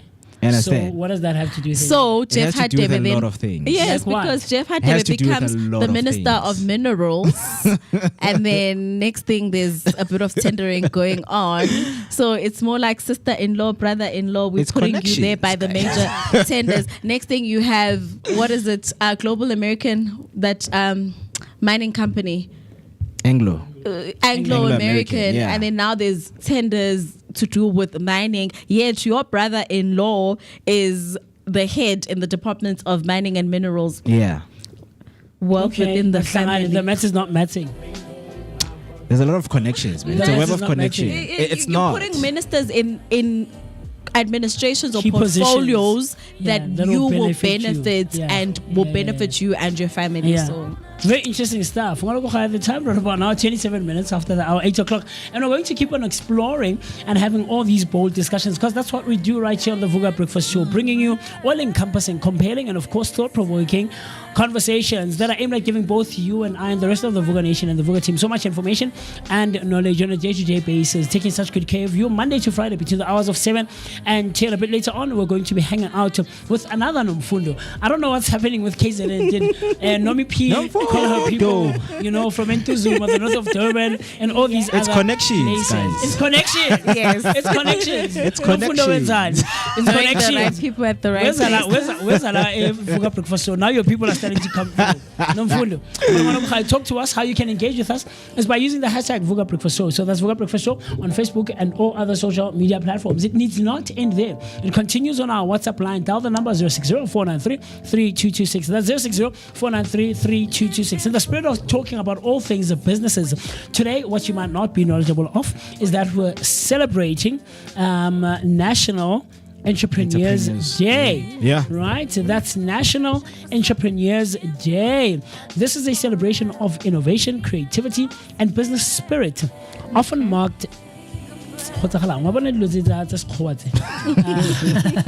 often marked in schools and communities across South Africa as a way to inspire future business leaders. Nice. On this day, learners set up stalls to sell goods ranging from baked treats to handmade crafts, and of course, gaining practical experience in pricing, profit calculation, and teamwork. So that's what we're celebrating today on the 18th of November 2025. Nice. Talk to me. Are you Yeah. guys entrepreneurs, Nomfundo? I am a failed one multiple times, but I never give up. Yeah. Just like I don't give up on Umjolo, I come back again. It's a good thing Okay. to hear that you don't give up. I don't give up. You know, because I believe in it's bad to hear that someone has given up on the journey of entrepreneurship. But this day, for me, I think it's known as Market Day when it comes to yeah. School, yeah. Yeah. And I hated it, guys, because they would ask us to buy sweet snacks and then come, give it to them, and then they would sell us those things back to us. Yeah. Market Day yet. Wait, Yeah. is this in Weren't you primary? the ones selling? In You buy primary? your own products and then you sell it? No, we would come with snacks, sweets, give it to the school, and then the school would sell it back to us. Yes, Was that in primary school? Yeah. That's a huge No, we did scam, it differently. bro. That's a How scam, did you bro. do it? It's a So scam. they did the same thing, It's but a not that scam. we brought snacks to schools, Yeah. right? So thinking about it from the fifth grade, if I'm not mistaken, or from the 6th grade, right? The older kids in the school would be the ones to come with their own products. So baked goods, snacks, hot dogs, whatever the case. And then the school itself would also stock up on some of these things, right? Cool drinks, whatever. And then they would sell. But I remember in the 6th and the 7th grade, we did a club, right? A day club. So we hired a tent, and when we were in the 6th grade, the grade 7s were shocked at this, you know. Because I'm shocked in grade shocked. 6. No, not like a club, but like the idea itself, Yes. Jay, is very shocking. Never Grade mind. 6, who's saying the 6th grade, you know, so hey, we're Americans. But anyway, Right. continue. So we hired like a tent. Like a nice tent. We hired a DJ. Yeah, it was like because I'm exposing myself. The era that we come from, street bashes were like a thing back then, right? Christ. So we hired a DJ. One of the kids there at school, one of our peers, had like a sister or brother who was a DJ, an older brother, things like that. So we hired that. Both in the 6th and the 7th grade, then each was pretty school on it, but we're the adults in the school. So it was even bigger and better. And we had like an age restriction. So only grade 5, 6, and 7 could enter.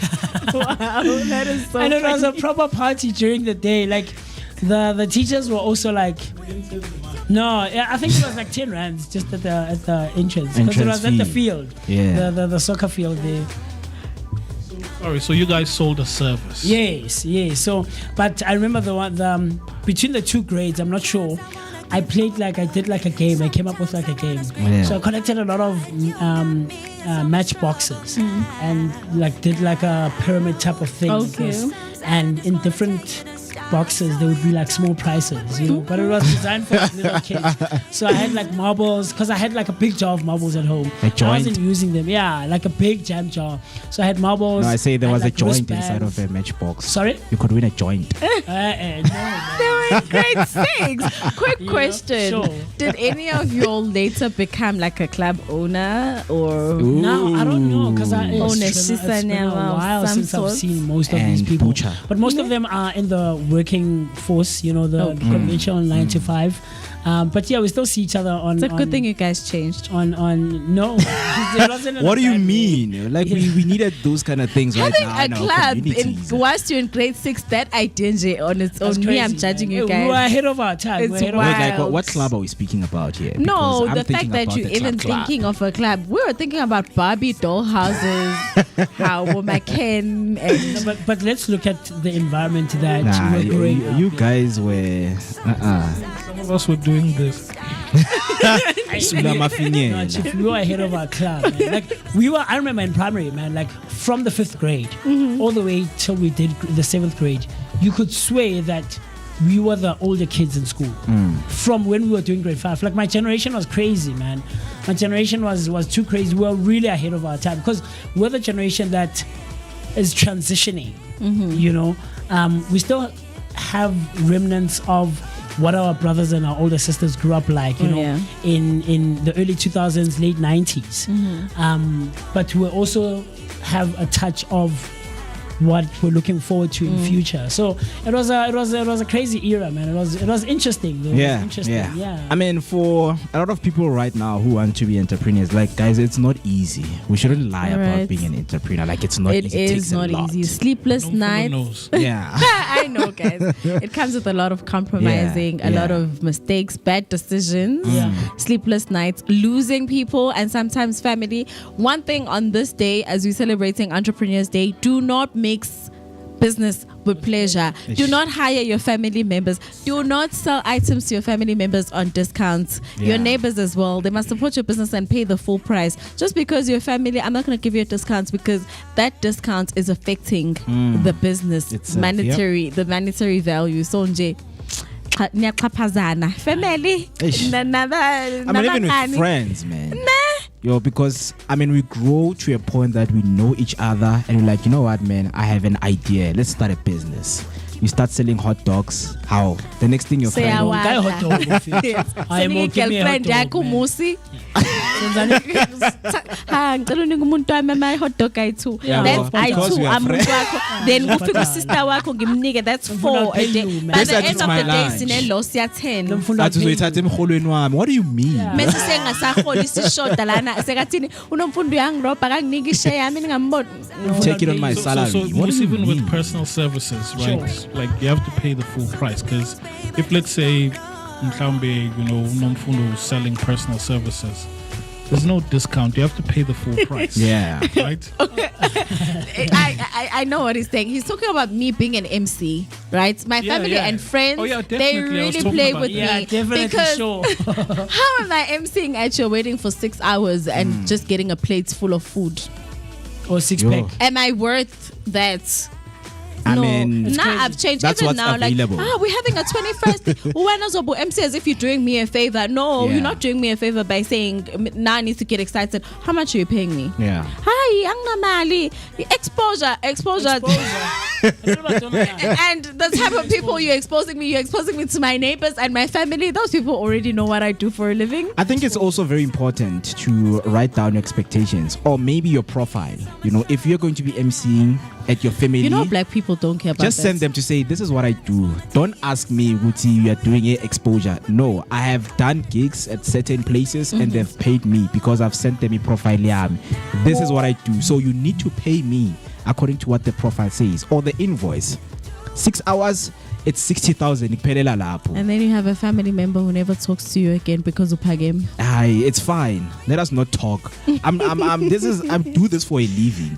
What do you expect me to eat at the end of the day? And I also feel like with our craft, because our craft is more talking, people don't actually consider it as a craft and difficult. Guys, it is difficult to be standing, for me, I speak for women, especially women MCs, right? Yeah. To be standing in heels and we wear amakoseti namataiti because we are trying to make the body, look very attractive and all of that. It's uncomfortable. There's makeup. My pores are blocked for full 6 hours. Yeah. So there's so many things going on. My hairstyle, the installation is so tight, I have a headache, but I still need to talk. 2, I need to keep your guests entertained. I could see MooCee is bluesing and thinking of his own thing. I need to grab his attention and bring him back in the room. And people don't understand that an MC is the life of the party and the life of the wedding or event.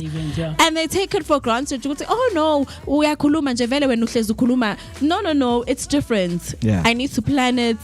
There's a whole lot that goes into it. I just wish people could appreciate our craft because it's not just talking. Us sitting here, we talk every day. It's work. You put in the work. So it's crazy. So with that being said, before we continue to one other day that is being celebrated, it brings me to the theme of the day, which is the radical acceptance, right? When letting go becomes the ultimate power move. I mean, for you, it's like, I MC, Goba, I have accepted that, you know what? People this don't thing, pay me. people don't pay.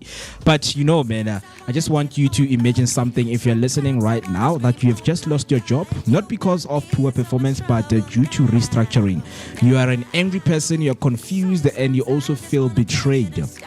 You replay the moment over and over, thinking of what you could have said or done differently, but nothing changes. The job is gone.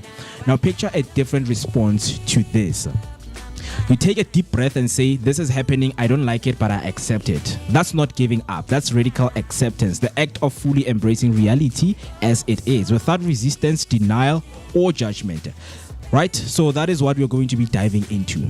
Radical acceptance. Have you ever found yourself in a situation whereby you have accepted something, not because of what it brought, not because of, the burden it brought? It was like, I fully accept what happened. Maybe the company was restructuring, we were retrenched.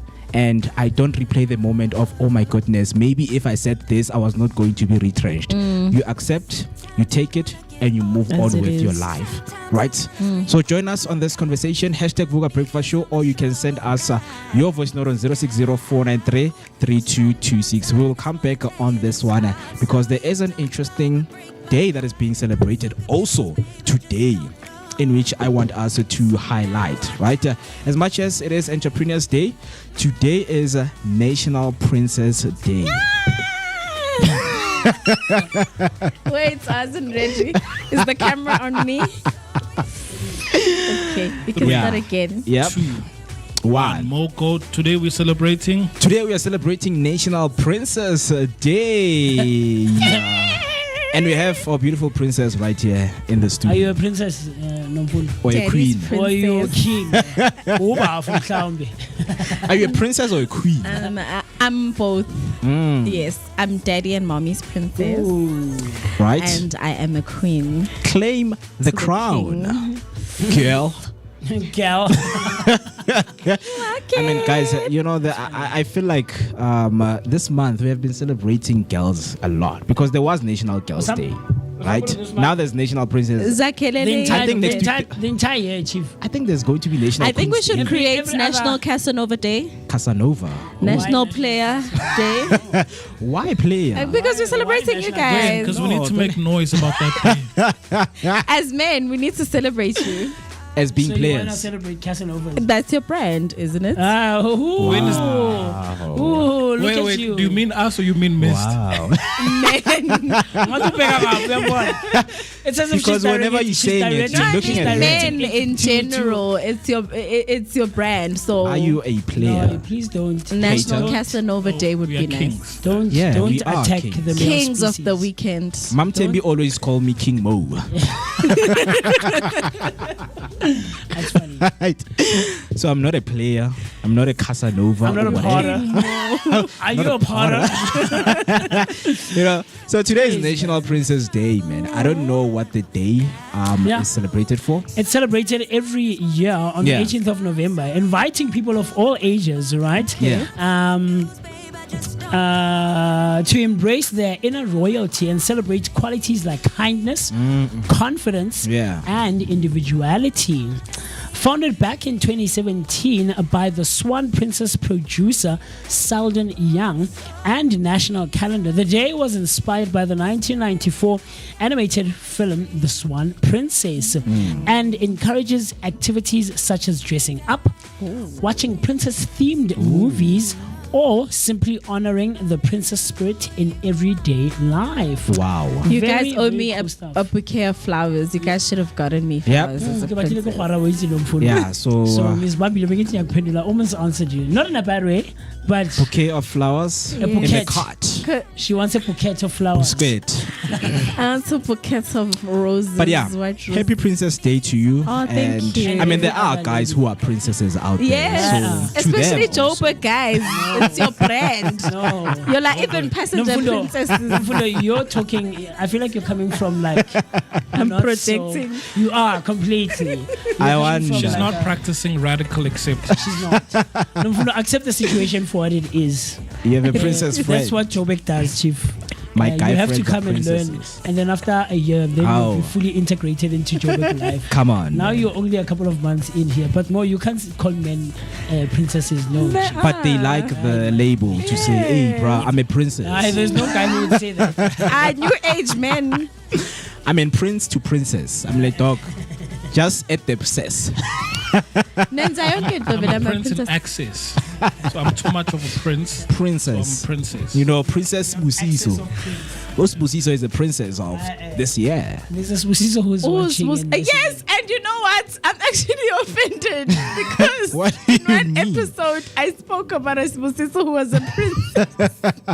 And Busiso came for you. Sbusiso was watching. Guys, we're living in modern times. No, a king can be a guys. princess, and a queen can be a king. Exactly. So I mean, King when Cha. your high school, what high school did you go to? Fort High. What high school did you go Oh, to? Saint wow. Moose, what high school did you go to? I went to PHS. I went What? Chief, that was a school in our day, Chief. Hey, that school was proper, Chief. Top tier. Princess high it Is produced it people like princess? MooCee Is it Mist. princess or princesses high school? Yeah, princess. Not princesses. Princesses king, you know. It's Princess High School. What is PHS? PHS, it's Princess High School. Oh, you went to I Princess. went to Princess Primary School. I went to Princess High School. I mean, in Durban, there's Queen's High. Graduate to Princess. Yes. Yes, my matric was completed at Princess High School, a very formidable high school in the 12th district of Gauteng. Yes, sir. Formidable and well known for Happy Princess Day to Princess High School. Does not apply to me, Chief. It applies to abantu abafana nobompilo,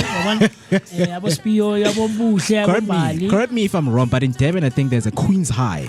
It's a boys' school only, but it's called the Queen's High. No, I've never heard of. I've heard of Queen's High, but Queen's High. I mean, I watch a lot of video videos, so that school is full of queens. Why would you say it's Queen's High then it's boys, guys? Like, I don't understand. Maybe it was named after a queen. Yeah. Did something. Yes, it's in Joburg, not in Durban. It's not in Durban, it's in Joburg. Yes. Queen's High. In fact, this morning coming this side, I saw a board here in Meadowlands. Yeah. Saying Queen's High. Yes, Queen's High School is here. Bezuidenhout Valley. Yeah, there's a one that I'm. Yeah, so Queen's High is there. Queen's High School. Very interesting stuff. Neliswa comes through right there on YouTube saying, "Good morning, Vooka team. Happy Tuesday. Guys, I choose the Vooka Breakfast, #Vooka Nation, where Radio Meter TV. That is exclusively. Right. Clock it. And you know what I like more? Yeah. And I'm going to keep saying this, I think, for the next month or until the year closes off. Small radio stations making big moves, my brother. Yeah. The Vooka Breakfast Show, brought to you by the Blink-On Network, and of course, Underground Radio, DBN, coming to you all the way. Durban Finance. Durban. Come on. Come on, guys. Talk to us, Durbanites, right? You can use the number right there to send your voice note 060-493-3226. Another comment came through from Nelisha saying, "I'm going to wear my red lipstick to celebrate us, the princesses." Red lipstick looks good. Clock it. And I'm just matching in a red color. Yeah. Do you have a red lipstick on you? Or you wear black? The black one speaks like Gotham or something. Gothic, yeah, that's Gothic theme. Nah, there's people who can wear it. Yeah, black is brave, man. No, there's girls who can black is brave, eh? Yeah, brave. It's very brave. I prefer ombre lips and nude. Amber lips and nude. We were talking about this the other day. What's that? What? We are confusing what us. color is the that? color nude. Tinasas is amber. It's a shine, man. So ombre is when you mix it, you put your brown liner and then you put your lipstick that's almost like, you guys would say it's brown, but it's not really brown. It's it looks like your lips. Next thing you can't be smooched. Yeah, I feel like you do. But there's this one that, it fades away. Like, do you have cheap. That's cheap. It's quality. It's cheap. So there is quality lipstick.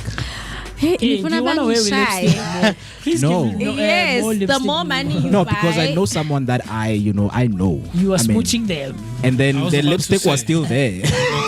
So they smooched So the more money you spend on your lipstick, the longer it lasts on your lips. Oh. So we all apply lipstick, Njongobush. Lipstick. No. All of us, yeah. No. Lipstick. I apply lip stuff. Lip therapy. What I'm saying is either you get lipstick on your lips by, smooching someone, or you apply. No, that one was quality, guys. It didn't even stay in my lips. That's proper. Yeah, makeup. I think it's L'Oreal. Maybe it's Maybelline. But speaking on the terms, going back, to radical acceptance, when letting go becomes the ultimate power move, right? Are you someone, when the job is gone, you feel like you don't like what has happened, or you accept what has happened? Anything that has happened in your life that you feel like you have accepted it radically? I'm glad we're having this conversation, especially today, because I feel like I'm going to take away a lot from it. In fact, now I've just realized that I'm actually not very accepting of situations. Okay. I take time to process change and accept things. I'm not a radical acceptor. Me, I will question. Me, I will still ponder. I'll be denying it. I'll be in denial for days or months. So it does take time for me to accept my situations. In fact, I read a book, Who Moved My Cheese. It talks about how different people react to change. So just a quick scenario of what goes on there. There's cheese in this factory and there's rats that are continuously going there to eat the cheese, right? Because it's like a room full of cheese. Eventually, after some months and years, the cheese is running out. Ne? As the cheese is running out, some rats realize, you know what? We're in trouble. The cheese is running out. So let me take today and store. Others are saying, you know what? Let's look for another room that has more cheese. And then the others are still like, we're good. There's still cheese. We're good, you know? Yeah. And then eventually they run out of cheese. The others go and take what they had stored prior to running out of cheese. And then the other ones go and look for other rooms that might have cheese. But the ones that are like me keep going to the same room that is empty, hoping that there will be cheese. So we all react differently, and I'm the rat that keeps going to an empty room because there was cheese yesterday. There should be cheese today, but there's no cheese. After 3, start following the others. Yeah. Can you say mouse? Okay, mouse. Okay. Yeah. Rat. Like because when you say you're the rat, like just say I'm the mouse. At least the mouse is closer to a hamster, ne? But when you say rat, for me, it's the same thing. Hamster, mouse, rats, ikundwan. Part of the same rodent family. The thing is, the connotation that's attached to rat. Is okay. Let's be fancy, Mr. B. You're the hamster. Mouse. Hamster. What do you think, Mr. B? Radical acceptance? Yeah, guys, I got dumped and namanje. I've not accepted. Till today. For how long? It's been years, man. It's been years. Yeah, so 10 years? 5? Since it. So you can't accept. What's the reason for you to not accept? Why I'm dumpy? Because you're in a relationship now, are you not? Yeah, but I'm talking about acceptance. Accepting remember, that you have been dumped. You could do something, but you still hung up. Yeah. Right? So I'm talking about radical acceptance. Hey, it's something I need to start employing right now because to accept. Yeah. And also another thing which sorry guys, I was joking, but here's something that's real, ne? Okay. When you grow up with age, you somehow don't want to accept that you are cool. That's me. Right? So that's the one thing about radical acceptance, manje, where hey guys, 40s not cool. In 3 months I'll be 30. You still wear skinny jeans. Exactly. 40s skinny jeans. 45-year-old. Joao. No, that's right. Because I wear skinny jeans like no one's business. You know. No, but there are like those skinny jeans that doesn't talk to your age. It's like I wear jeans man. that look Grody. No, but with you, Mist, it's different because it's your body type. Hence, I always say dress for your body type. And then you find someone with big ass legs, thick. Why? As if it's gonna tear any moment. Jordan, they're even wearing a durag. A 45-year-old durag, the straight cat. Where is it written that a durag is for a certain age group? I mean, it's culture. Okay, you right? know what I associate it's certain that culture. With? Being a baddie after 23. Being a baddie after 23. You have no business being a baddie at 30. What do you mean? Says who? Baddie and 40. Yes. I'm a baddie clock. Bonang, how old is Bonang right now? And I believe she's not still a baddie though. She's rebranded now. What is she? She's not a baddie. No, she's not. She Look went at and found her cheese elsewhere, right? But here's the thing, guys. I found her cheese elsewhere. Wow. With acceptance, it's a difficult one for a lot of individuals. It matters not. I'm coming. Let me cook. It's a challenging one for a lot of individuals of all age groups. I think, right? But personally, the notion, and I've shared this quite a number of times on different discussions we've had here on the show. I live by the notion of accept, embrace, and move on. I've been living by this notion for over 10 years now. Okay, that's nice. Accept, embrace, and move on. It's not always an easy task. I'll give you that, right? But I'll make an example of, the thing of regretting. Why did I use that last 50 rands? You know what I do? I psych myself out. So when I do make use of that 50 rands, I tell myself in the moment, well, Chief, that moment is going to come. Don't regret.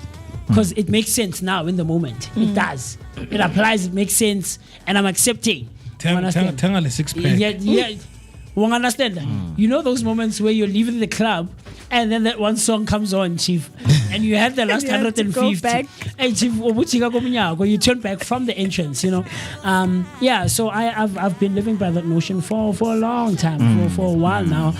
I accept, I embrace, and I move on. Yeah. I accept, I embrace. Do you think life is better when you like that? Absolutely, You live a completely. happier life. I don't know about happy, but it's slightly more simple. You I'm don't run content. into depression I'm and content. you don't have Sometimes anxiety. don't consume it's you. advantageous to swim in denial. Nah, Yeah. because all the Even if it depression can be a that long comes river, with but it's still fine. Swimming in denial. Yeah. I don't know. I would beg to differ a bit, Mr. B. I would say that denying the reality that you should face and accepting what situation you are in, whether happy, good, sad, not so great, whatever it is, right? You are closing yourself off from growing from that situation and possibly getting more insight or knowledge or experience or whatever the case it might be, right? And so when you are saying, hi, the cheese will be there.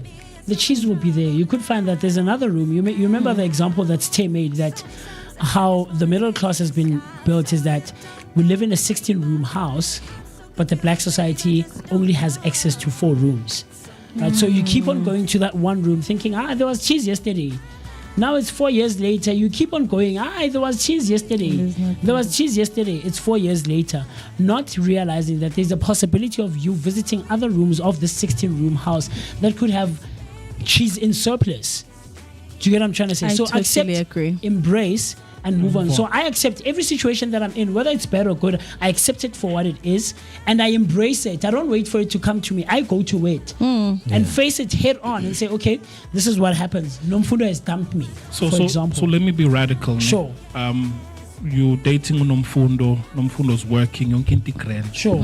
Then she loses her job. Sure. That's no man. I'm gonna get another job. Okay. It's 1 year in, 2 years in. No job. You have to accept, embrace, and move on Yes. from her. Yes. Not from her. No. That could be one form of Right? It could be one You need form to of accept moving on. Osana Mali. Just leave. No, but in Nomfundo those akasana mali. instances, guys, also we look at Nomfundo. Is Nomfundo trying? Is Nomfundo someone with a vision? A vision ga Nomfundo is uhlangana. Maybe not today, but like 5 years. someday. Like it's a solid plan. You know, what's this movie? Acrimony. Like that batchy thing. That batchy thing, guys. Uyayibona potential. Okay, this could pop one day. Yeah. It's just a matter of also understanding the character yomuntu wakho in. I think the example of acrimony is a bad one because we're gonna take stances, we're gonna take sides. So and it's not let's gonna end move well. away from acrimony, Yeah. because I It's think not gonna end well. this concept or this subject is not foreign to South Africans, right? Absolutely. And when we just look at some of the relevant challenges that we face daily in South Africa, to say, okay, this context, how do we put around someone, accepting that there's high unemployment rate in South Africa? There's people who are experiencing trauma, GBV. Are you someone who's going to like, guys, it's happening, I accept. I'm not going to do anything about it, right? Because we know that there are different ways we can try to look at this, but we're trying to bring it back at home, that this is not about ignoring the pain, but it's looking into some of the things that are contributing to what, makes this whole thing. To say, okay, right now there is a lot of systemic injustice that people are suffering from. Yeah. And now, how do we accept such things? Do we now use the term radical acceptance to say South Africa is having systemic injustice as there's nothing we can do about it? I just want to live my life as peaceful as I can, because I know that if I don't mind or pay attention to those things, I don't get stressed, right? I'm not consumed by what is going on outside, because I know it's a little bit tricky, but when we look at it at greater heights, to say there can be solutions to this, right? That's what I like about radical acceptance. Yeah, there is solutions. You can try to even if you are accepting the whole situation, but now you're also contributing to the solutions, to say, okay, I will join the movement because I don't like what is happening to the next person, Yes. as much as I wouldn't like it happening to me also. I think that's the biggest difference between people that live in denial and people that are radical acceptors of the situation. If you accept a situation, you want to come up with a plan B, and you want to come up with a solution to that change. But if you're living in denial, it's early in the morning. If you're living in denial, you rob yourself of the opportunity to improve your situation because you are dwelling in the past. For example, I've lost my job. Oh, I got retrenched. I shouldn't have said this. I shouldn't have done that because maybe I wasn't going to be part of the list that got retrenched. The time you are pondering on that, you are wasting time and you're losing an opportunity to say, hey, I got retrenched today. I am going to be getting my retrenchment package. What can I invest in? How can I make money? How can I start a business? We're celebrating Entrepreneurs Day. There are so many issues that you should be solving as an entrepreneur. Abantu elokishini uDecember manje, they want a party. Got the ingane encane Nomfundo. Ingane zabo are 1 year, 2 years old. They need a nanny because all the nannies are going back to the farms now. You without a nanny. So let me take my retrenchment package and create a space where I could take care of kids while everyone's out making, having fun and all of that. So you bring a kid on a Friday, it's like a boarding school. On Monday, you go back to your parents, spend time. Christmas Day, these parents, they want to go out. They are young. So you look at the gaps rather than pondering on, oh, I've lost my job. Oh, I'm unemployed. That's another thing about South African youth. But I also appreciate Durban nights. I'm not sure about Joburg, but Durban, there is this thing of entrepreneurship where people are not just sitting and saying, oh, unemployment rate is so high, government is not doing. People are baking, people are selling inyama in the streets under the bridge, and they're using social media. Like there's a guy called Umle, he was just trending a couple of days ago. He opened a thing just under the bridge and he called it Kwamaimai, and he's selling meat like how they do Kwamaimai. And I've it's heard grown of so Kwamaimai. big that the municipality has actually given him like Space. a park, where it used to be a car park, and then he's putting a tent, and all he does is just entertain people on social media to say, come and buy ipapalagamne. So imagine if he was like, oh, I'm not educated, I'm not smart enough, I couldn't go to university. You pondering in denial. 20 years later, you have nothing but for I'm not worth it to even look at. Right? Water under the bridge, Papa under the bridge. Aye, man. Yeah. Right? But I've got a term. Yeah? I think, Mo, correct me if I'm wrong, but we're talking about radical transformation. Okay. Because there is radical acceptance, but I'd like to marry the two. That when you combine radical acceptance, you then need to accept that the cheese is gone. Yes. Then you need to apply radical transformation, which will then equal radical change. So the radical transformation is, I can see he's gone. She's gone. Yeah. Then let me find a way to Move to the next girl. And then You said she's gone now, Mr. P.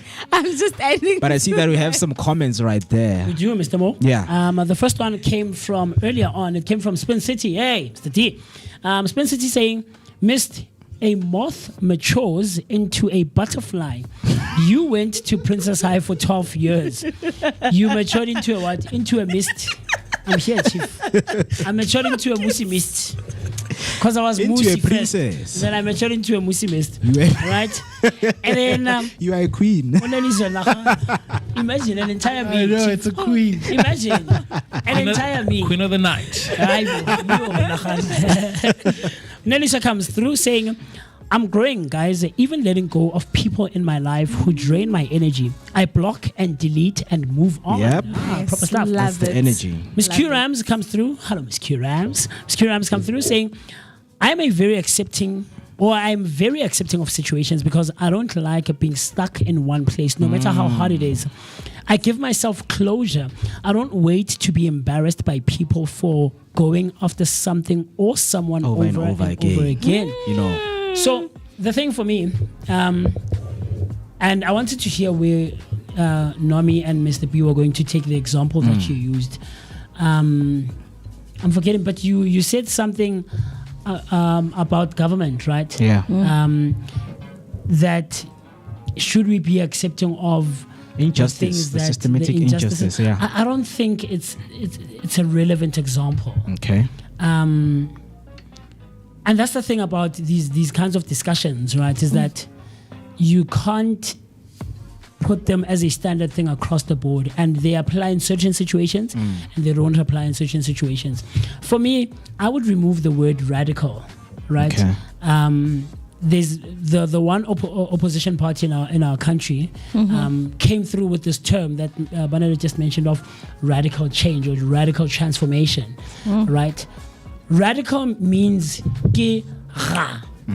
Sangena ngendlovu yangena. Thus, I wouldn't necessarily coin that term that much. I would rather say just acceptance on its own. Yeah. Because radical, to a certain extent, for me, sounds and comes off as if it's a bit forced, it's a bit pushed. You're not really accepting what the situation is, but you're accepting it for the sake of wanting to accept it and not really embracing the change that you are experiencing. Do you get what I'm trying to say? And the radical transformation as well, it comes off as abrupt for me, as opposed to accepting, embracing, and then moving on. It means you go through the entire thing, the entire process with all its implications, the feelings, the notions, the nuances, the inflections, the emotions, right? Because it comes with so much emotional toil, whether it's a good, a happy, and uplifting situation, or it's a downer, it's a sad one, it's a draining one. Do you get what I'm trying to say? So radicality for me is something that I don't necessarily make use of that much. But I do also take cognizance that there are situations where you do need required radical change. You radically need to make a move in that situation, so in terms of people having to accept or not having to accept what the situation is like in terms of the political landscape of South Africa, or the unemployment rate, or all these other things that we're facing as a country. Denying ourselves, like I mentioned earlier, is putting us at a disadvantage to a certain degree, right? Because the reality is there is a severe case of GBV in our country, right? It's there, and wanting to remedy it as opposed to healing it is not going to help us in future. So we have to accept this is something that's happening, and the first step, like I mentioned, we have to take, and I'm just making an example here, I don't want to deviate. We have to address each other as guys, as men in this country. We can't do this. Mr. B, we can't do this. Spin City, we can't do that, right? And now women are facing a situation where they have to take the responsibility into their own arms. That's just but one part of it. When we're talking unemployment, this thing that you just mentioned of a huge portion of our country relying on the government to instill change, right? We have to accept that all these leaders that we have in all these platforms, whether it's in department or in metros or in municipalities, are not fulfilling the responsibilities that come with occupying that role. Right, so the acceptance that we have to have as individuals or as a society of this country is making sure that we implement all the change that we want to see ourselves. Because waiting and having to see, okay, government will, Cyril Ramaphosa will 350. Do you get 350? That's a bribe. That's a bribe of baking us having to rely on them and saying, we're gonna wait for the month to end, they'll give us our 350. We're going to wait for the month to end. So there's a lot of implications, contributing variables and factors for me, Mr. Mo. And it's a very broad discussion and conversation, man. But So let's look at the shockers and stats, right? Because a 2021 study published in Psychological Science found that people who practice radical acceptance report lower levels of anxiety and depression and higher resilience during crisis. In Japan, the concept of shikata ganai, it cannot be helped, reflects a cultural form of radical acceptance that helped communities rebuild after the 2011 tsunami. In the US, therapist and author Marsha Linehan, who developed a dialectical behavior therapy known as DBT, described radical acceptance as the only way out of hell. She used it to overcome her own battle with suicidal ideation and mental illness. I love what you just spoke about rebuilding after Haiti and trying to get out of hell. Yeah. Because there's something you mentioned earlier on. You mentioned something about acceptance with government and crisis and issues that we face as a country. Yeah. A huge one that we're currently facing is this thing of Itudula and foreign nationals, right? Yeah. I'm not sure whether it's a relevant example, but here's what I think of it. As South Africans, we have two decisions. Be in denial that they are taking over our economy, they are taking over the job spaces, and Mr. B is saying this. I don't know what this means. I want to be to buy a hammer. But we're in a crisis now. So guys,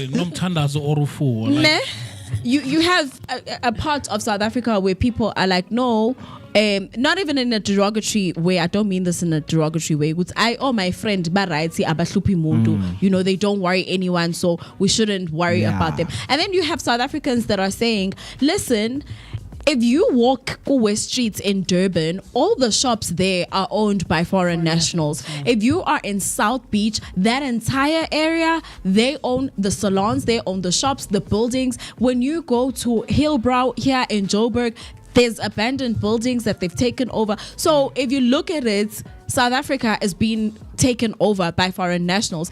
There was a time where they closed Dragon City. In fact, they were looking for certain things in Dragon City. They ended up closing the entire Dragon City, which means Dragon City is owned, all those shops are owned by foreign nationals. There's not one South African that is an owner there in those shops. In town where you find JMPD chasing people for like permits and stuff like that, the shops are closed, and you can walk a street from up there down to MTN rank, and you'd be like, so all these shops are owned by foreign nationals. You know, in townships, when a kid Idlamazimba is shown, you'd find that a lot of shops would close. And when you're looking for bread, you could literally drive around an hour looking for bread because all the shops are closed. And then you're sitting and you're like, so all these people own shops in South Africa. Not one South African owns a shop in Dragon City. So it's a matter of, then are we accepting that as a country and we are relaxing, which is a problem for us now to swim in the Nile River, because 10 years from now our kids are gonna suffer. And then also, it's another thing of saying we accept the situation that we're in and we're going to act to find solutions to say, guys, if you're an undocumented foreign national, you're not allowed to do this. If you're a foreign national, you're not allowed to enter into politics. Because how do we have a Chinese person being a potential political candidate in Umhlabuya Lingana when our constitution has things like there's so many things, guys. You could put a person to be a president by using the 40-60 rule in parliament. So if this person can actually run for a political candidate, he could be the mayor. From mayor, he could be elected. We could find ourselves 20 years from now being run by Chinese, our country being run by Chinese people, only because we allowed those things. So this thing of radical acceptance as well kicks in to say, as a country, maybe it's time we're not comfortable with the situation that we're in, because 10 years from now our kids are gonna suffer. Because the word radical is an adjective, so it explains the word that comes after that. So we're looking for change. Should we be soft about it, or should we be harsh and radical about it? But we still want change. So when we say radical, it's just an adjective of what we want to do. So if we're talking transformation and we want it to happen abruptly, we have to become radical. With the movement of change for women, this campaign is a radical campaign. Because in hopes of disrupting the G20, let the voices of all the women or anyone that has been a victim in the country, let it be known. So it has to be done radically right? So I say radical transformation is needed. So speaking of that, right? Because I think there's something that has happened recently. Even the president had to, share some of his thoughts.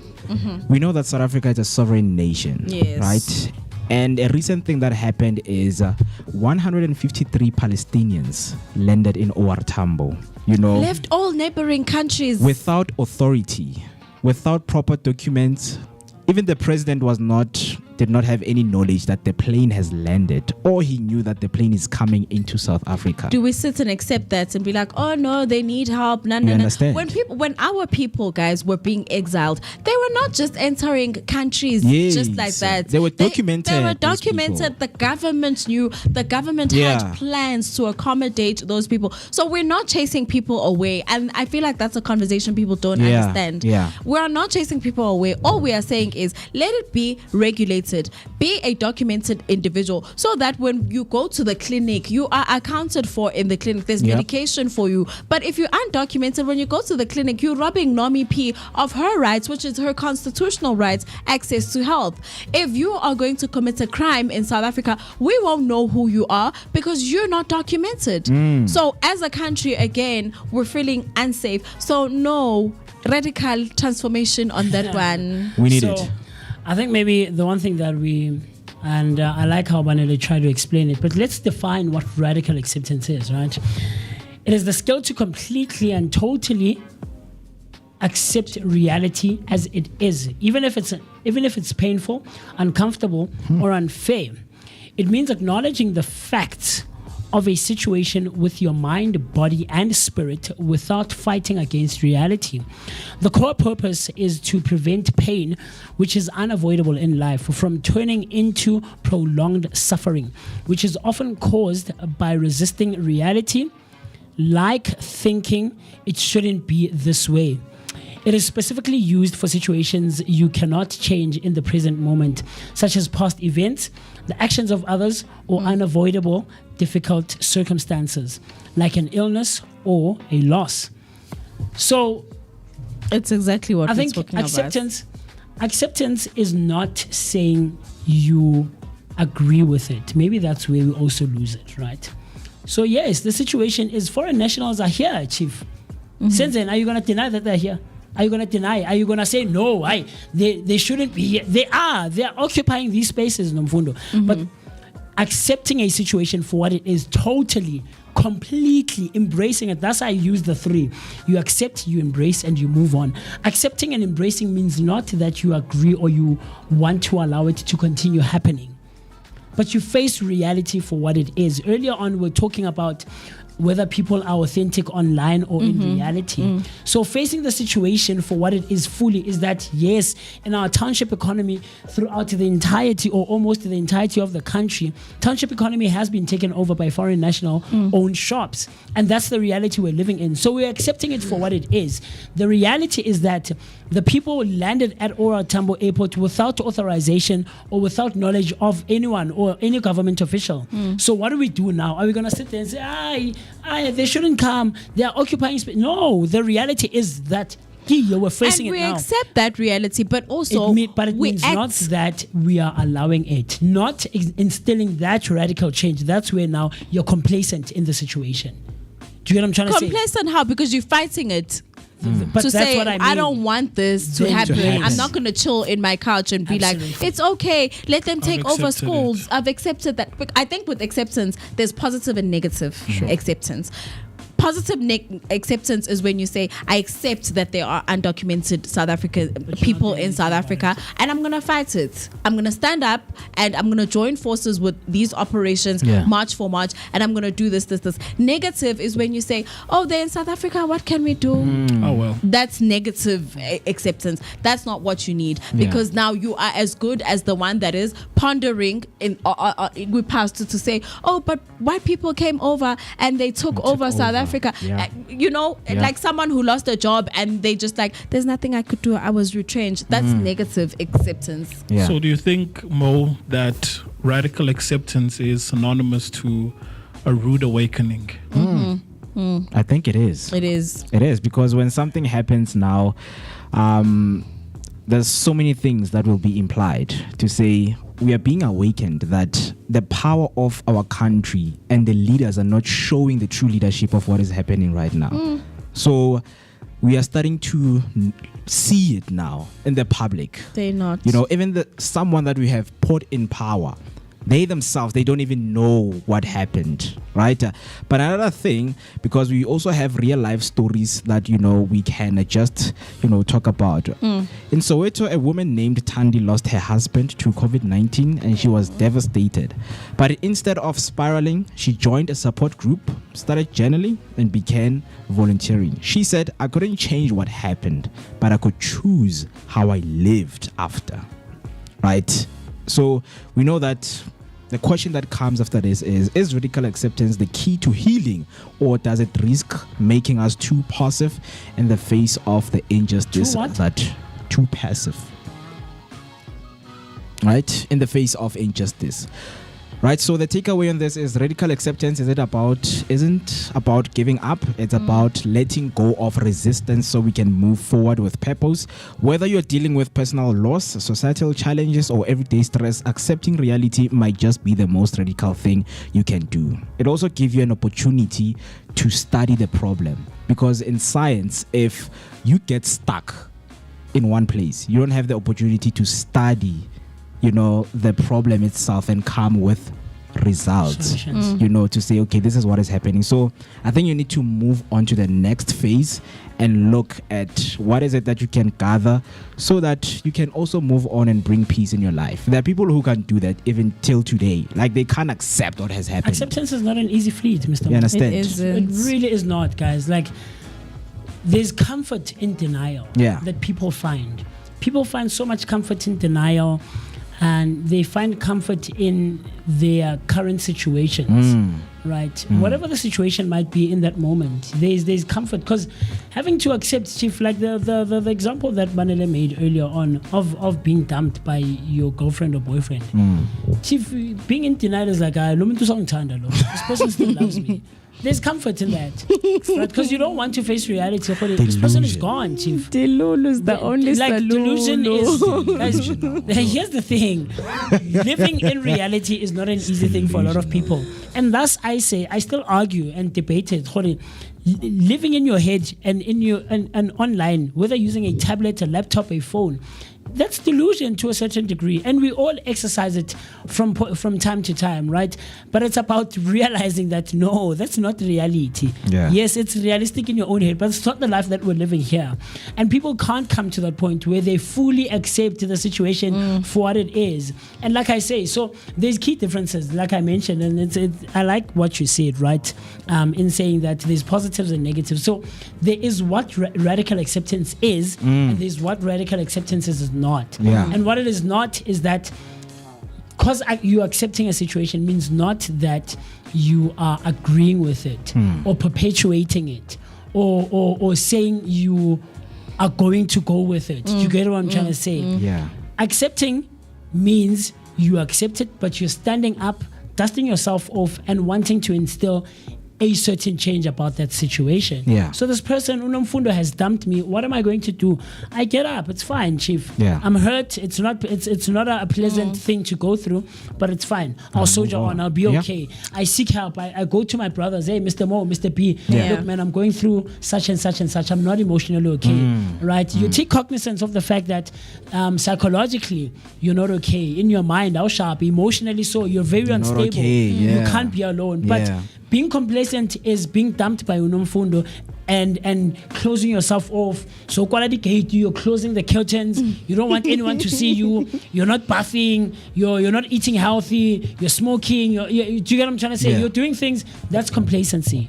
But there's a whole lot more that we can explore. So share your thoughts, your opinions, and everything else in between. What do you think radical acceptance is? Are you an individual that can absolutely execute and exercise the concept of radical acceptance? Hit us up on our comment section right there on YouTube using the hashtag Vooka Breakfast Show. It's Vooka Breakfast Show on Facebook and all other social media platforms. Also send through your voice notes. Dial the number 060-493-3226. One comment came on earlier on by Spin City, and Spin City was saying, Nommyp, who moved my cheese has 2 little people and 2 rats or 2 mice. Sniff and Scurry are the ones who practice radical acceptance. Him and the other guy are focused or are forced by circumstances to accept change. The change right there. So I haven't read That the cheese was out, so they had to accept cheese. change because they were out of cheese. Sure. Right, very interesting, Very, man. quite. Still on that, you know that on Tuesdays we our theme is personal finance, right? I think this conversation wants me and you just to sit down and discuss, because after the break we're going to be looking into, would you date someone with a bad credit score? You meet someone amazing, they're kind, funny, ambitious, and you're vibing hard with the person, but then over casual chat, they admit that they've got a bad credit score. Missed payments, few defaults, maybe even blacklisted. Suddenly, the butterflies slow down. You start wondering, is this a deal breaker? So that is what we are going to be talking about after break. And the bold question we're asking is, would you date someone with a bad credit score? So please don't go anywhere, because so much is to be discussed after this break. Absolutely. In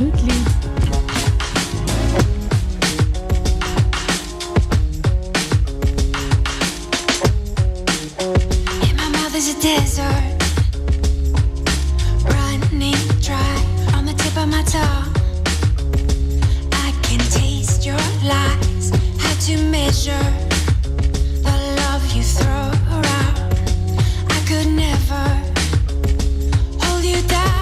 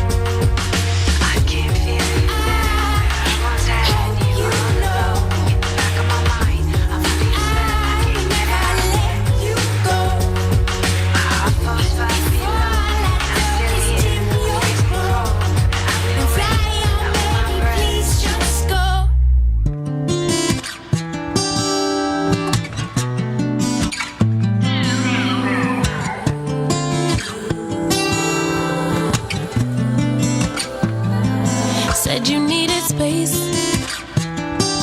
Said you needed more time to think. So you went away.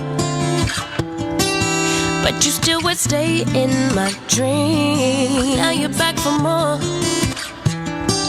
Why you in my reality? my hair close the door. Even though my heart just won't leave. That was then, can't go back. Hurt so bad, had to block out the memory. If we try again, start from scratch. You wanna pick up where we left off, but you've been gone away. You've been gone away so long. Since you've been gone away, you've been gone away so long. I forgot your middle name, I forgot your birthday. You still wear cologne the same, like it in the worst way. You've been gone away, since you've been gone away, you've been gone away. 9:30. It is the time you're still watching the Vooka Breakfast Show, and I hope wherever you are, your day will be kickstarted on a very high energetic note. Talk to us. How is your morning looking like? Are you liking the weather? Because it hasn't changed so far, right? Wherever you are, in Durban, Johannesburg, Gauteng, Soweto, Dobsonville, are you liking the weather? Radical weather. Are you liking the weather? Now, earlier on, MooCee was talking about acceptance and the fact that sometimes you may accept something but not necessarily agreeing with it. Sure. This is actually happening in our politics right now, with some members of the ANC accepting that President Ramaphosa is the president, but really not being happy with the situation. And how do we know this? We know this because our president has actually spoken out saying, give me a resignation date and I will resign. African National Congress, Cyril Ramaphosa, has issued a bold and unprecedented challenge to his internal rivals, daring those plotting his removal publicly, naming the date on which they want him to resign. Addressing the NEC during what insiders described as a heated political overview, Ramaphosa confronted detractors head on, urging them to stop discussing his exit in dark corners like cowards and instead table their demands transparently.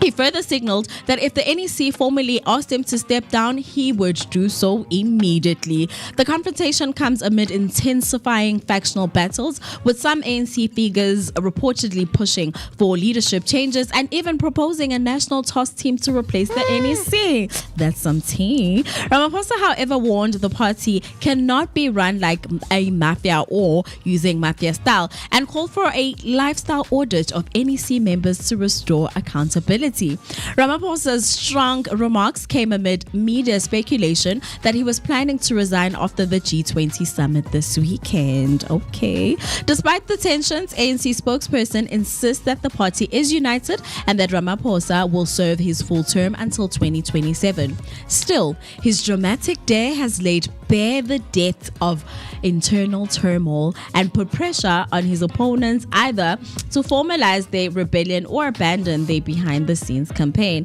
Is there trouble in paradise within the ANC?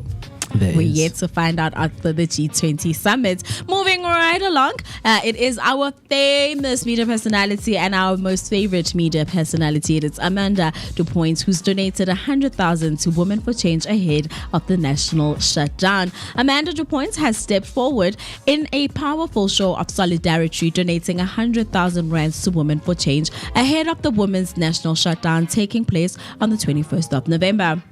Women for Change has urged women and girls across the country to turn their personal pictures and profile pictures purple and join a 15-minute standstill at noon on Friday. The shutdown, scheduled just before the G20 summit in Johannesburg, is meant to honor 15 women killed daily in South Africa and to demand the gender-based violence to be declared a national disaster. Amanda made a generous contribution through her skincare brand Live, emphasizing the fight extends far beyond one demographic. I just want to acknowledge that this happens across all genders and to children as well. These are some incredible men behind the movement, so we're no longer standing alone and we welcome our entire community to stand with us. To whoever has been affected, we stand and fight marks a historic moment for the organization. Founder Sabrina Walter expressed deep gratitude, saying the contribution left her emotional. I'm crying seeing this, and this is the largest donation we have ever received, and knowing that it came from such a beautiful, courageous woman makes it even more meaningful. I'm so proud of you. Thank you from the bottom of your hearts. Now, this was seen after Amanda 2 Point posted on her business page and her brand, which is a skincare brand, Celeb, saying that they are donating 100,000 rand towards the Women for Change. Powerful, man. And very Amandla, powerful. Amandla to Amanda. I love that. Yeah. Amanda to Amanda, because for her to actually, stand up, not that we know anything. Normally it's people that have experienced gender-based violence that are like, oh, it's so close to my heart, I want to donate. But her just being generous and donating that much money, absolutely love it. And thank you so much to Amanda.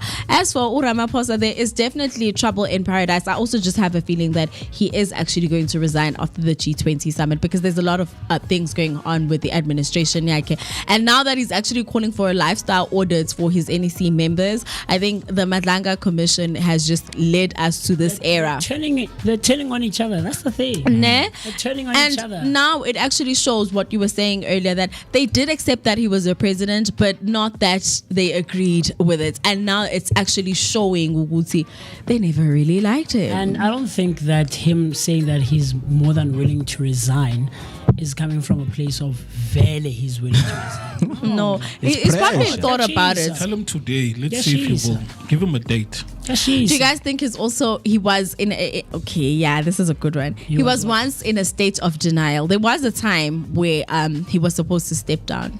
I wonder when the whole Mkwanazi thing started. I think for me that was a time and a call for him to say you need to step down, because we had a family meeting at 8 p.m. like we always used to have family meetings, but on that family meeting, he literally had nothing to say. It was like a bingo. It was on our bingo cards to say he's gonna say, fellow South Africans, we are looking into it. We will come back, and I feel like at that point he knew it's time for me to step down, but he was just in denial to say, let's see how it plays off. I might have an opportunity. I might be able to regain their trust. And then now he's seeing, which Ish is hitting the fan, and he's now accepting the situation, but he's still living in denial a bit, so he's just giving them that thing to say, tell me and I'll resign. But do you believe that he's the one that makes the decision of stepping down? Or even no, he has.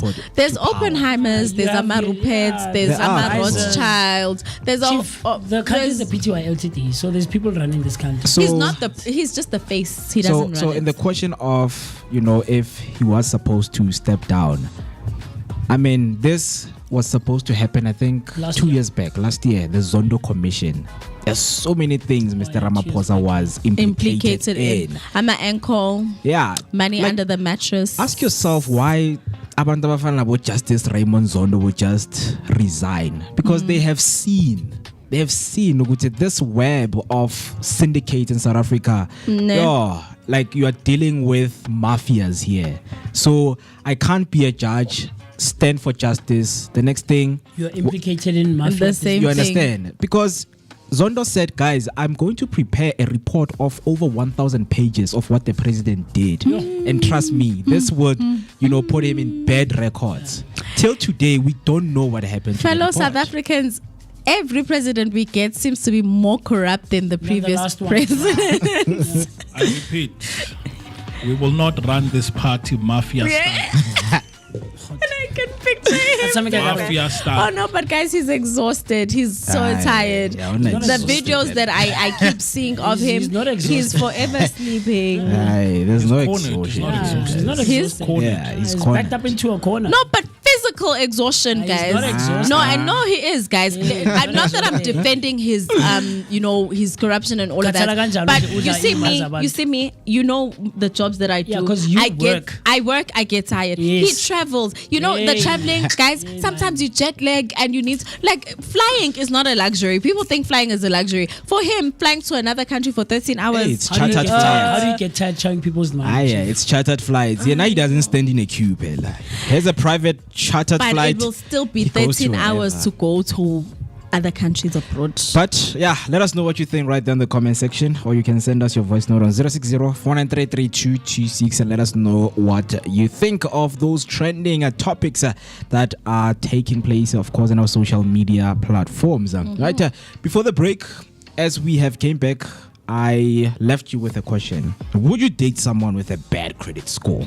Because look, when you look at cultural relevance in South Africa, where access to credit is often a lifeline for housing, cars, even education, a poor credit score can be more than just a number. It can shape someone's entire future. According to the Credit Ombud, many South Africans struggle with incorrect or outdated credit profiles, which can unfairly block them from financial opportunities. So, when dating, this is not just about money. It's about trust, responsibility, and long-term compatibility. The question still stands. Would you date someone with a bad credit score? It would depend for me. Depend on what? If it's a couple of missed payments, we can fix your credit score. You pay those accounts off. You take a paid up letter, you send it to Experian, and within a period, I don't know what's the period, I don't want to mislead people, but like 90 days and it should be cleared. And then you open like another account and you pay now consistently so that you build your credits. If 500 is due, you pay 600. If it's due on the 15th, you pay it on the 14th or the 13th so that you increase your credit score. So it's workable. But if you're blacklisted, I don't know. Yeah, credit, I was about to ask because debt review, a few missed payments, it's not a bad credit score. drops your credit. Yeah, sure, it drops it, but we can't say now you've got a bad credit score. Uzoyenza go 610. But continue on that wavelength, on that thought. If someone is blacklisted, so we're using my name to apply for everything just because you blacklisted. Yeah. No. Would you date someone? Yo. Personally, no, because also it extends to the thing of honesty for me. If you can't be honest with your finances and you can't pay on time, then in other spheres of your life as well, there are things that you cannot do and you cannot be honest with.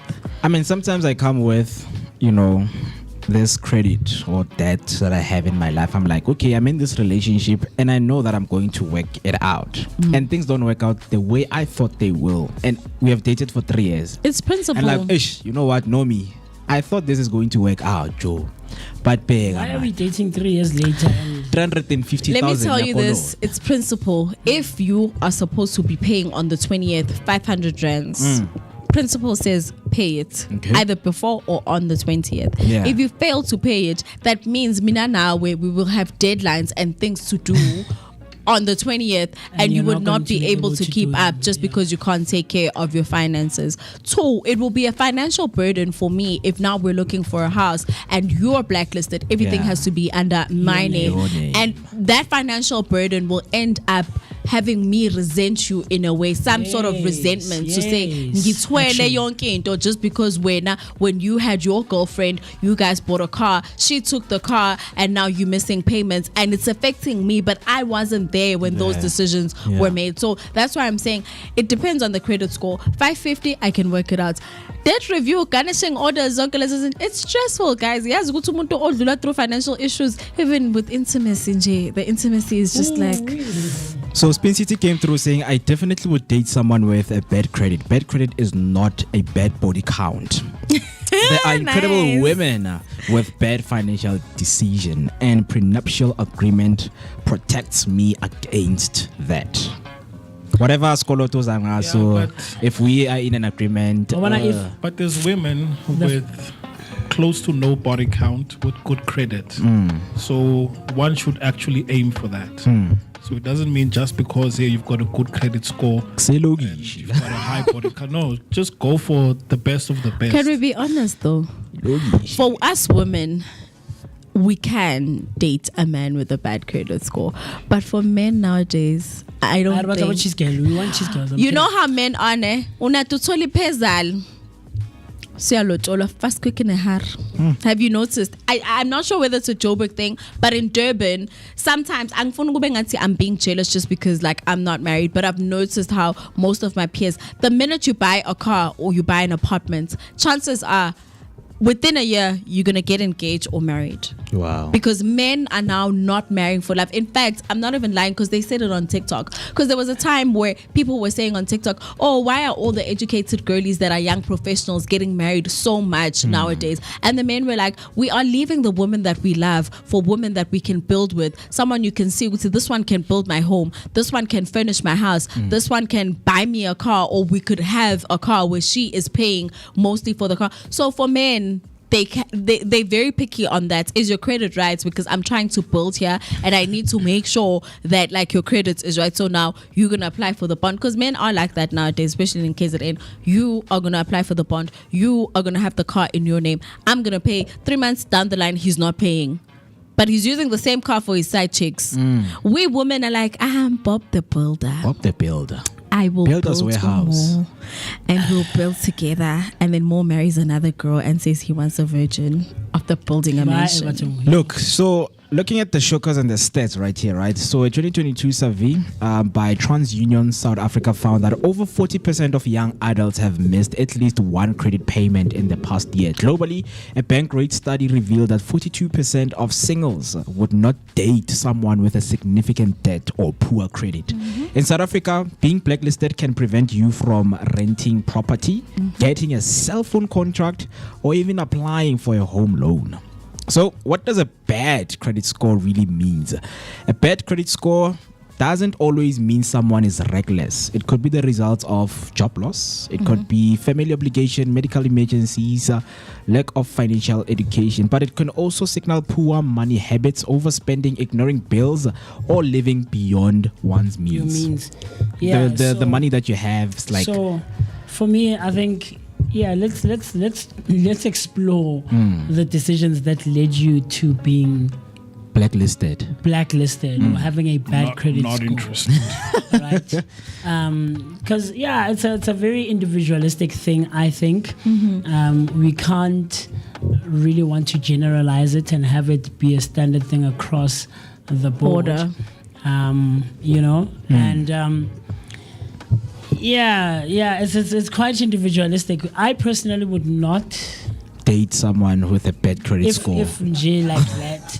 But like I said, let's explore. Let's talk about it. Yeah. I'm very huge in communication, and now slowly I'm growing up. I'm a young guy who's trying to put life together. And you meet a nice young lady, and let's talk about these things, because what we tend not to do as individuals is talk about things that really have so much implication on the relationship. Are going to have or contribute so much, and we take it for granted. It's a small thing, man. We can move on.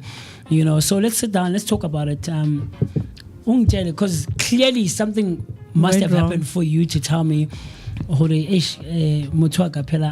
COVID. In the last 2 years I lost my job and I haven't been able to work, and so I went and I borrowed money from a loan shark or whatever, or these like backroom banks and things of that nature, right? Right? And so I also have to think, what is this going to mean for my life now? Do you get what I'm trying to say? So then I explore all of those things, and if I find out that you're lying, then we were going to call it quits, because like you mentioned, chances are you're going to lie in other aspects of our relationship as well. So I hear what Mr. Spin City is saying that it doesn't mean you're a bad person completely, because you, as an individual, you're made up of so many variables, factors, characteristics, personal traits, and things of that nature, right? It's like saying, I'll make a very ridiculous example. Would you date someone who can't speak proper English? Exactly. I would. Exactly. I would. We all thought about it for a second, right? I would. Yeah, it's just that Mfundo is coming there. South Africa is a country. That's an accent. That's an accent. An accent is not. I would date that the thing. Umuntu isilungu sakhe singekho mnandi. I would. Bese uyamlethe ema-function. Vele indoda kumele ifunde. Indoda kumele ithi mama ngicela Wabona bondoda. You see, cultural implications also play a role, because That's a KZN thing. That's a KZN thing. So those are the kinds of things that we have to think about, right? Because you go to all these spaces where there's Abobanele, there's MooCee Mist, there's Bomo, there's all these people who are well spoken. I beg to differ. I'm just making an example. We bring our people, and our people Nomfundo. You know, hi, my name is Nommyp, and I'm actually a radio presenter on Radio GBN or Underground Radio GBN, and of course I come there. You know the English Yakumakuling. Yeah. Why it's hey, my friend, give me, man, give me the one. It's the one there, the pink one there. I want the blue one. It's okay. So I feel like that's different because that would never rob you of an opportunity. Absolutely. But the low credit score would, because now if you and I are the person is a great person. That's what City is saying. So for me, I wouldn't. Whether you're a great person or not, this one aspect of your life contributes so much. But I can never lose an opportunity just because you can't speak good English as my partner. But I could lose an opportunity just because you have a bad credit score. Example, I would love to live in the north. And because now all rental companies do a credit check on you, automatically that dream is gone. Yep. Now we have to downsize and keep downsizing up until we get to a back room in Soweto where they don't do credit checks. Not that I'm not even, it's not that I'm looking down on Soweto. Ntozuma, okay, my township. No, I'm renting a back room for 500 in Ntozuma just because they need another 500 deposits and we're done. But my dream and my lifestyle where I see it, I would like to live somewhere, go Beklu or somewhere Eye of Africa. But now you've robbed me of that opportunity. But you're not knowing English, there's nothing wrong. You're not robbing me of anything. Yeah, you can own 5-6 taxis. With your English, yes. In fact, that's my type. And so I meet your boss, yes, or a friend of your boss, and this friend interacts with your husband or your boyfriend. Yeah, and I know Mina is give me the one there. I want that broken English. So there's township context, right? Whereby Konabuma informal settlements. Yeah, informal settlement whereby there is, you call them informal loan sharks, right? Whereby you know that there are people who leave loan sharks because as much as Tina in nowadays modern times you can just ask for someone their credit score. There are people in the township who have. You don't know what a credit score is. You don't know anything. You're onto something. But there is a credit score. Yeah, there is. There is the credit score. We're not 50%. It is a 10. Because trust me, there's a situation that I came across whereby this other friend of mine had a partner. So she would always go to the loan shark every time, you know. And now the loan shark, they have a close relationship to a point that the guy that she is dating can now go to a loan shark and borrow money in her name. Because she has a good because credit score. Whenever we're living together now, she has a good credit score. Put it on my tab, man. Just put it on my tab, you know. I'll take care of it. And he even takes, because they were living together, he even takes the ID to say, no, this is my partner's ID. Can you please give me 150? She would give you. She would pay the money. Yeah, well, so those are the kind of, you know, situation whereby, I mean, Lerato has a very good credit score, you know, go mam Trina or mam mang. So you're like mam Trina, Lerato is a very good person. We are patalang his cards. I don't have problems. You're actually reminding me of my grandmother. I think in the Kasi, my grandmother had a good credit. So because she was a busy woman who works during the day, we used to have a nanny, but she used to leave the house at 4. And then from 4 till 8, we're alone. So sometimes we'd run out of electricity because it was prepaid. So what we used to do, because she had a good Kasi credit, would go to the shop and ask for electricity in advance. And then when she comes back, she will pay them. Sometimes when you get home, there's no bread. You know, when you're living with boys, 8 slices, 9 slices, you know, you can go to the shop and then you're putting it like on Coco's tab, you know, you're taking airtime when she comes later. But if there was another woman who had a bad credit score, the guy at the shop would be like, Wana mamsi. When mamsi mama guys. when around Hey, wena mama gago wa nkolota wena. That's funny. But takeaway to this, guys, a bad credit score isn't the end of the story, but it's definitely part of the plot. Whether it's a deal breaker or a challenge to overcome depends on the communication, transparency, and the shared goals amongst the two people. Yeah. So you cannot just downplay or reject a good partner because of credit score. I mean, maybe it's something that they can work on. It's something that maybe it's their first time, you know. Yes, if you've never had credits and you're on zero, you're building. That's a different one. Right. Rather Mr. than P. someone, because a real life story right here is Lerato, a 33-year-old entrepreneur from Durban, shared a story where she said, I dated someone who was amazing, but he had 80,000 rand in unpaid debt. It wasn't the debt that scared me, it was his attitude. He didn't care. That's when I knew we couldn't build a future together. It's like, what about Iskolo Tosako? You have 40,000, like, man, no. I'll get 120,000. So when it's time to lobola me and you have the money, you're gonna be like, man, I have better things or other things to do. You see, it's the principle, guys.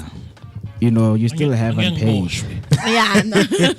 You know what they do? I won't die, most. They advise each other on social media, and I'm saying this because I've seen it. They say, go take a loan, buy a car, and then change your number, change your address. That's the advice. Imagine if that's your partner. Imagine. And now you're getting with your name, and that's smart, yes. No, and then you see a truck. Every time you see a truck coming past your house, you're thinking, maybe. But here's the question: how soon should you start asking, Oguti, with your finances? First date. Talking stage within the first 3 months. First 3 months is a girl comes to you, moves like. In reality, that's not. We are building, guys. We're not playing here. We're not playing here. What's your credit score? Yeah. So what? It's how you say it. You know, I'm big on that. Yeah, but let's say we have booze again. Would you not feel like, man, why? Obviously, I am going to feel some type of way. There is because it's an uncomfortable conversation. You guys, I love the way you guys act. Yeah. You guys are very good. So please show us the how.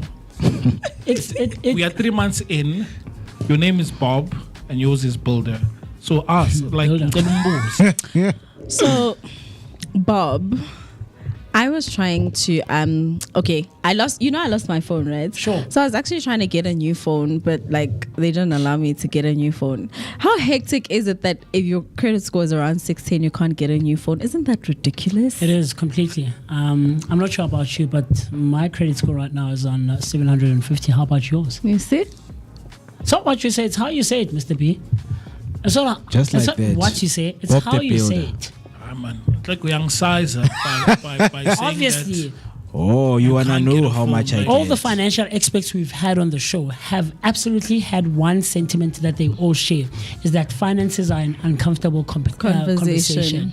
Right? But Osvaldo is jumping onto our comment section saying, how bad is the credit score? What was the credit taken for? Yeah. Bad credit for overspending, credit card on lifestyle, and nice time. We are oil and water. The credit was the bottle of Dom Perignon. Imagine. It's fine. It's also Russell girls. 10,000 gold. Yeah, you know, I even took like 50,000. Be careful of TFG now that we're speaking about credits, guys. Be careful of TFG. Be very careful.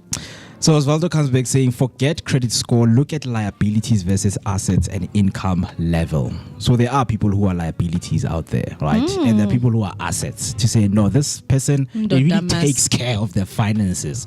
So this person is really an asset. She is, instead of building or contributing, she's taking. That is a liability. Yes. So Dr. Mast is a liability. So in closure, Mr. There are some people that are just liability. I need a favor. Can I ask you for a favor? So in closure, remember the thing of put it on my tab, put it on his tab. I want just to play this video just in closure, so you can hear, you know, how this guy goes about it. His name is Trav Q. He's what do you call them? A TikToker, man. Content creator, sure. And look, let me get 100 bottles of vodka, right? 50 bottles of champagne with that, and put it on his tab. You know what this is? Look at Mom. Say cheese. You got it right now. Put it on his tab right now. You got it. On his tab. Yeah, on his tab. Yeah. You got it, my brother. Yeah, he got it. Put it on his side. Yeah, I'm trying. You got it, my boy. I'll pay for it, but I just want you to know, Plains Brothers got canceled. They ain't doing a little in 2 weeks. White Chicks got canceled. My special is gonna be canceled. My mom's is sick. I got a sick auntie. My little brother, cousin is sick. And so I was just hoping that maybe that you could pay for my show. My whole family will appreciate it. Let me think about it. Will put you in a living color. Oh yeah? Let me think about it real quick. It's still on his tab. It's still on his tab. Put it on my tab, man. Absolutely. Yeah, but Absolutely. That's how, man, we're going to conclude this beautiful Tuesday edition right here on the Vooka Breakfast Show. 2 minutes till we hit 10 o'clock. Anything last on your mind? Nommyp? Put it on my tab. Yeah, okay. Clock it. Okay. Yeah, but that was your edition of your favorite rendezvous right here on the Vooka Breakfast Show, brought to you by the Blinko Network in collaboration with Underground Radio GBN, streaming to you live from the heart of Soweto. This is right next to Zondi Hills, just before you get to Bromfisher Kloof. Small radio stations making big moves. Download the app on the iOS Play Store or Android. For the Play Store all across all the platforms, man. Yeah. You can find Underground Radio GBN. That's where you can also check us out on a day-to-day basis, Monday to Friday. Have been spending some great quality time with myself, the one and only MOOCee Mist. My name is MooCee Mist. God willing, we will see each other tomorrow morning. Yes, sir. Till meet again. Stay safe and enjoy the rest of your day.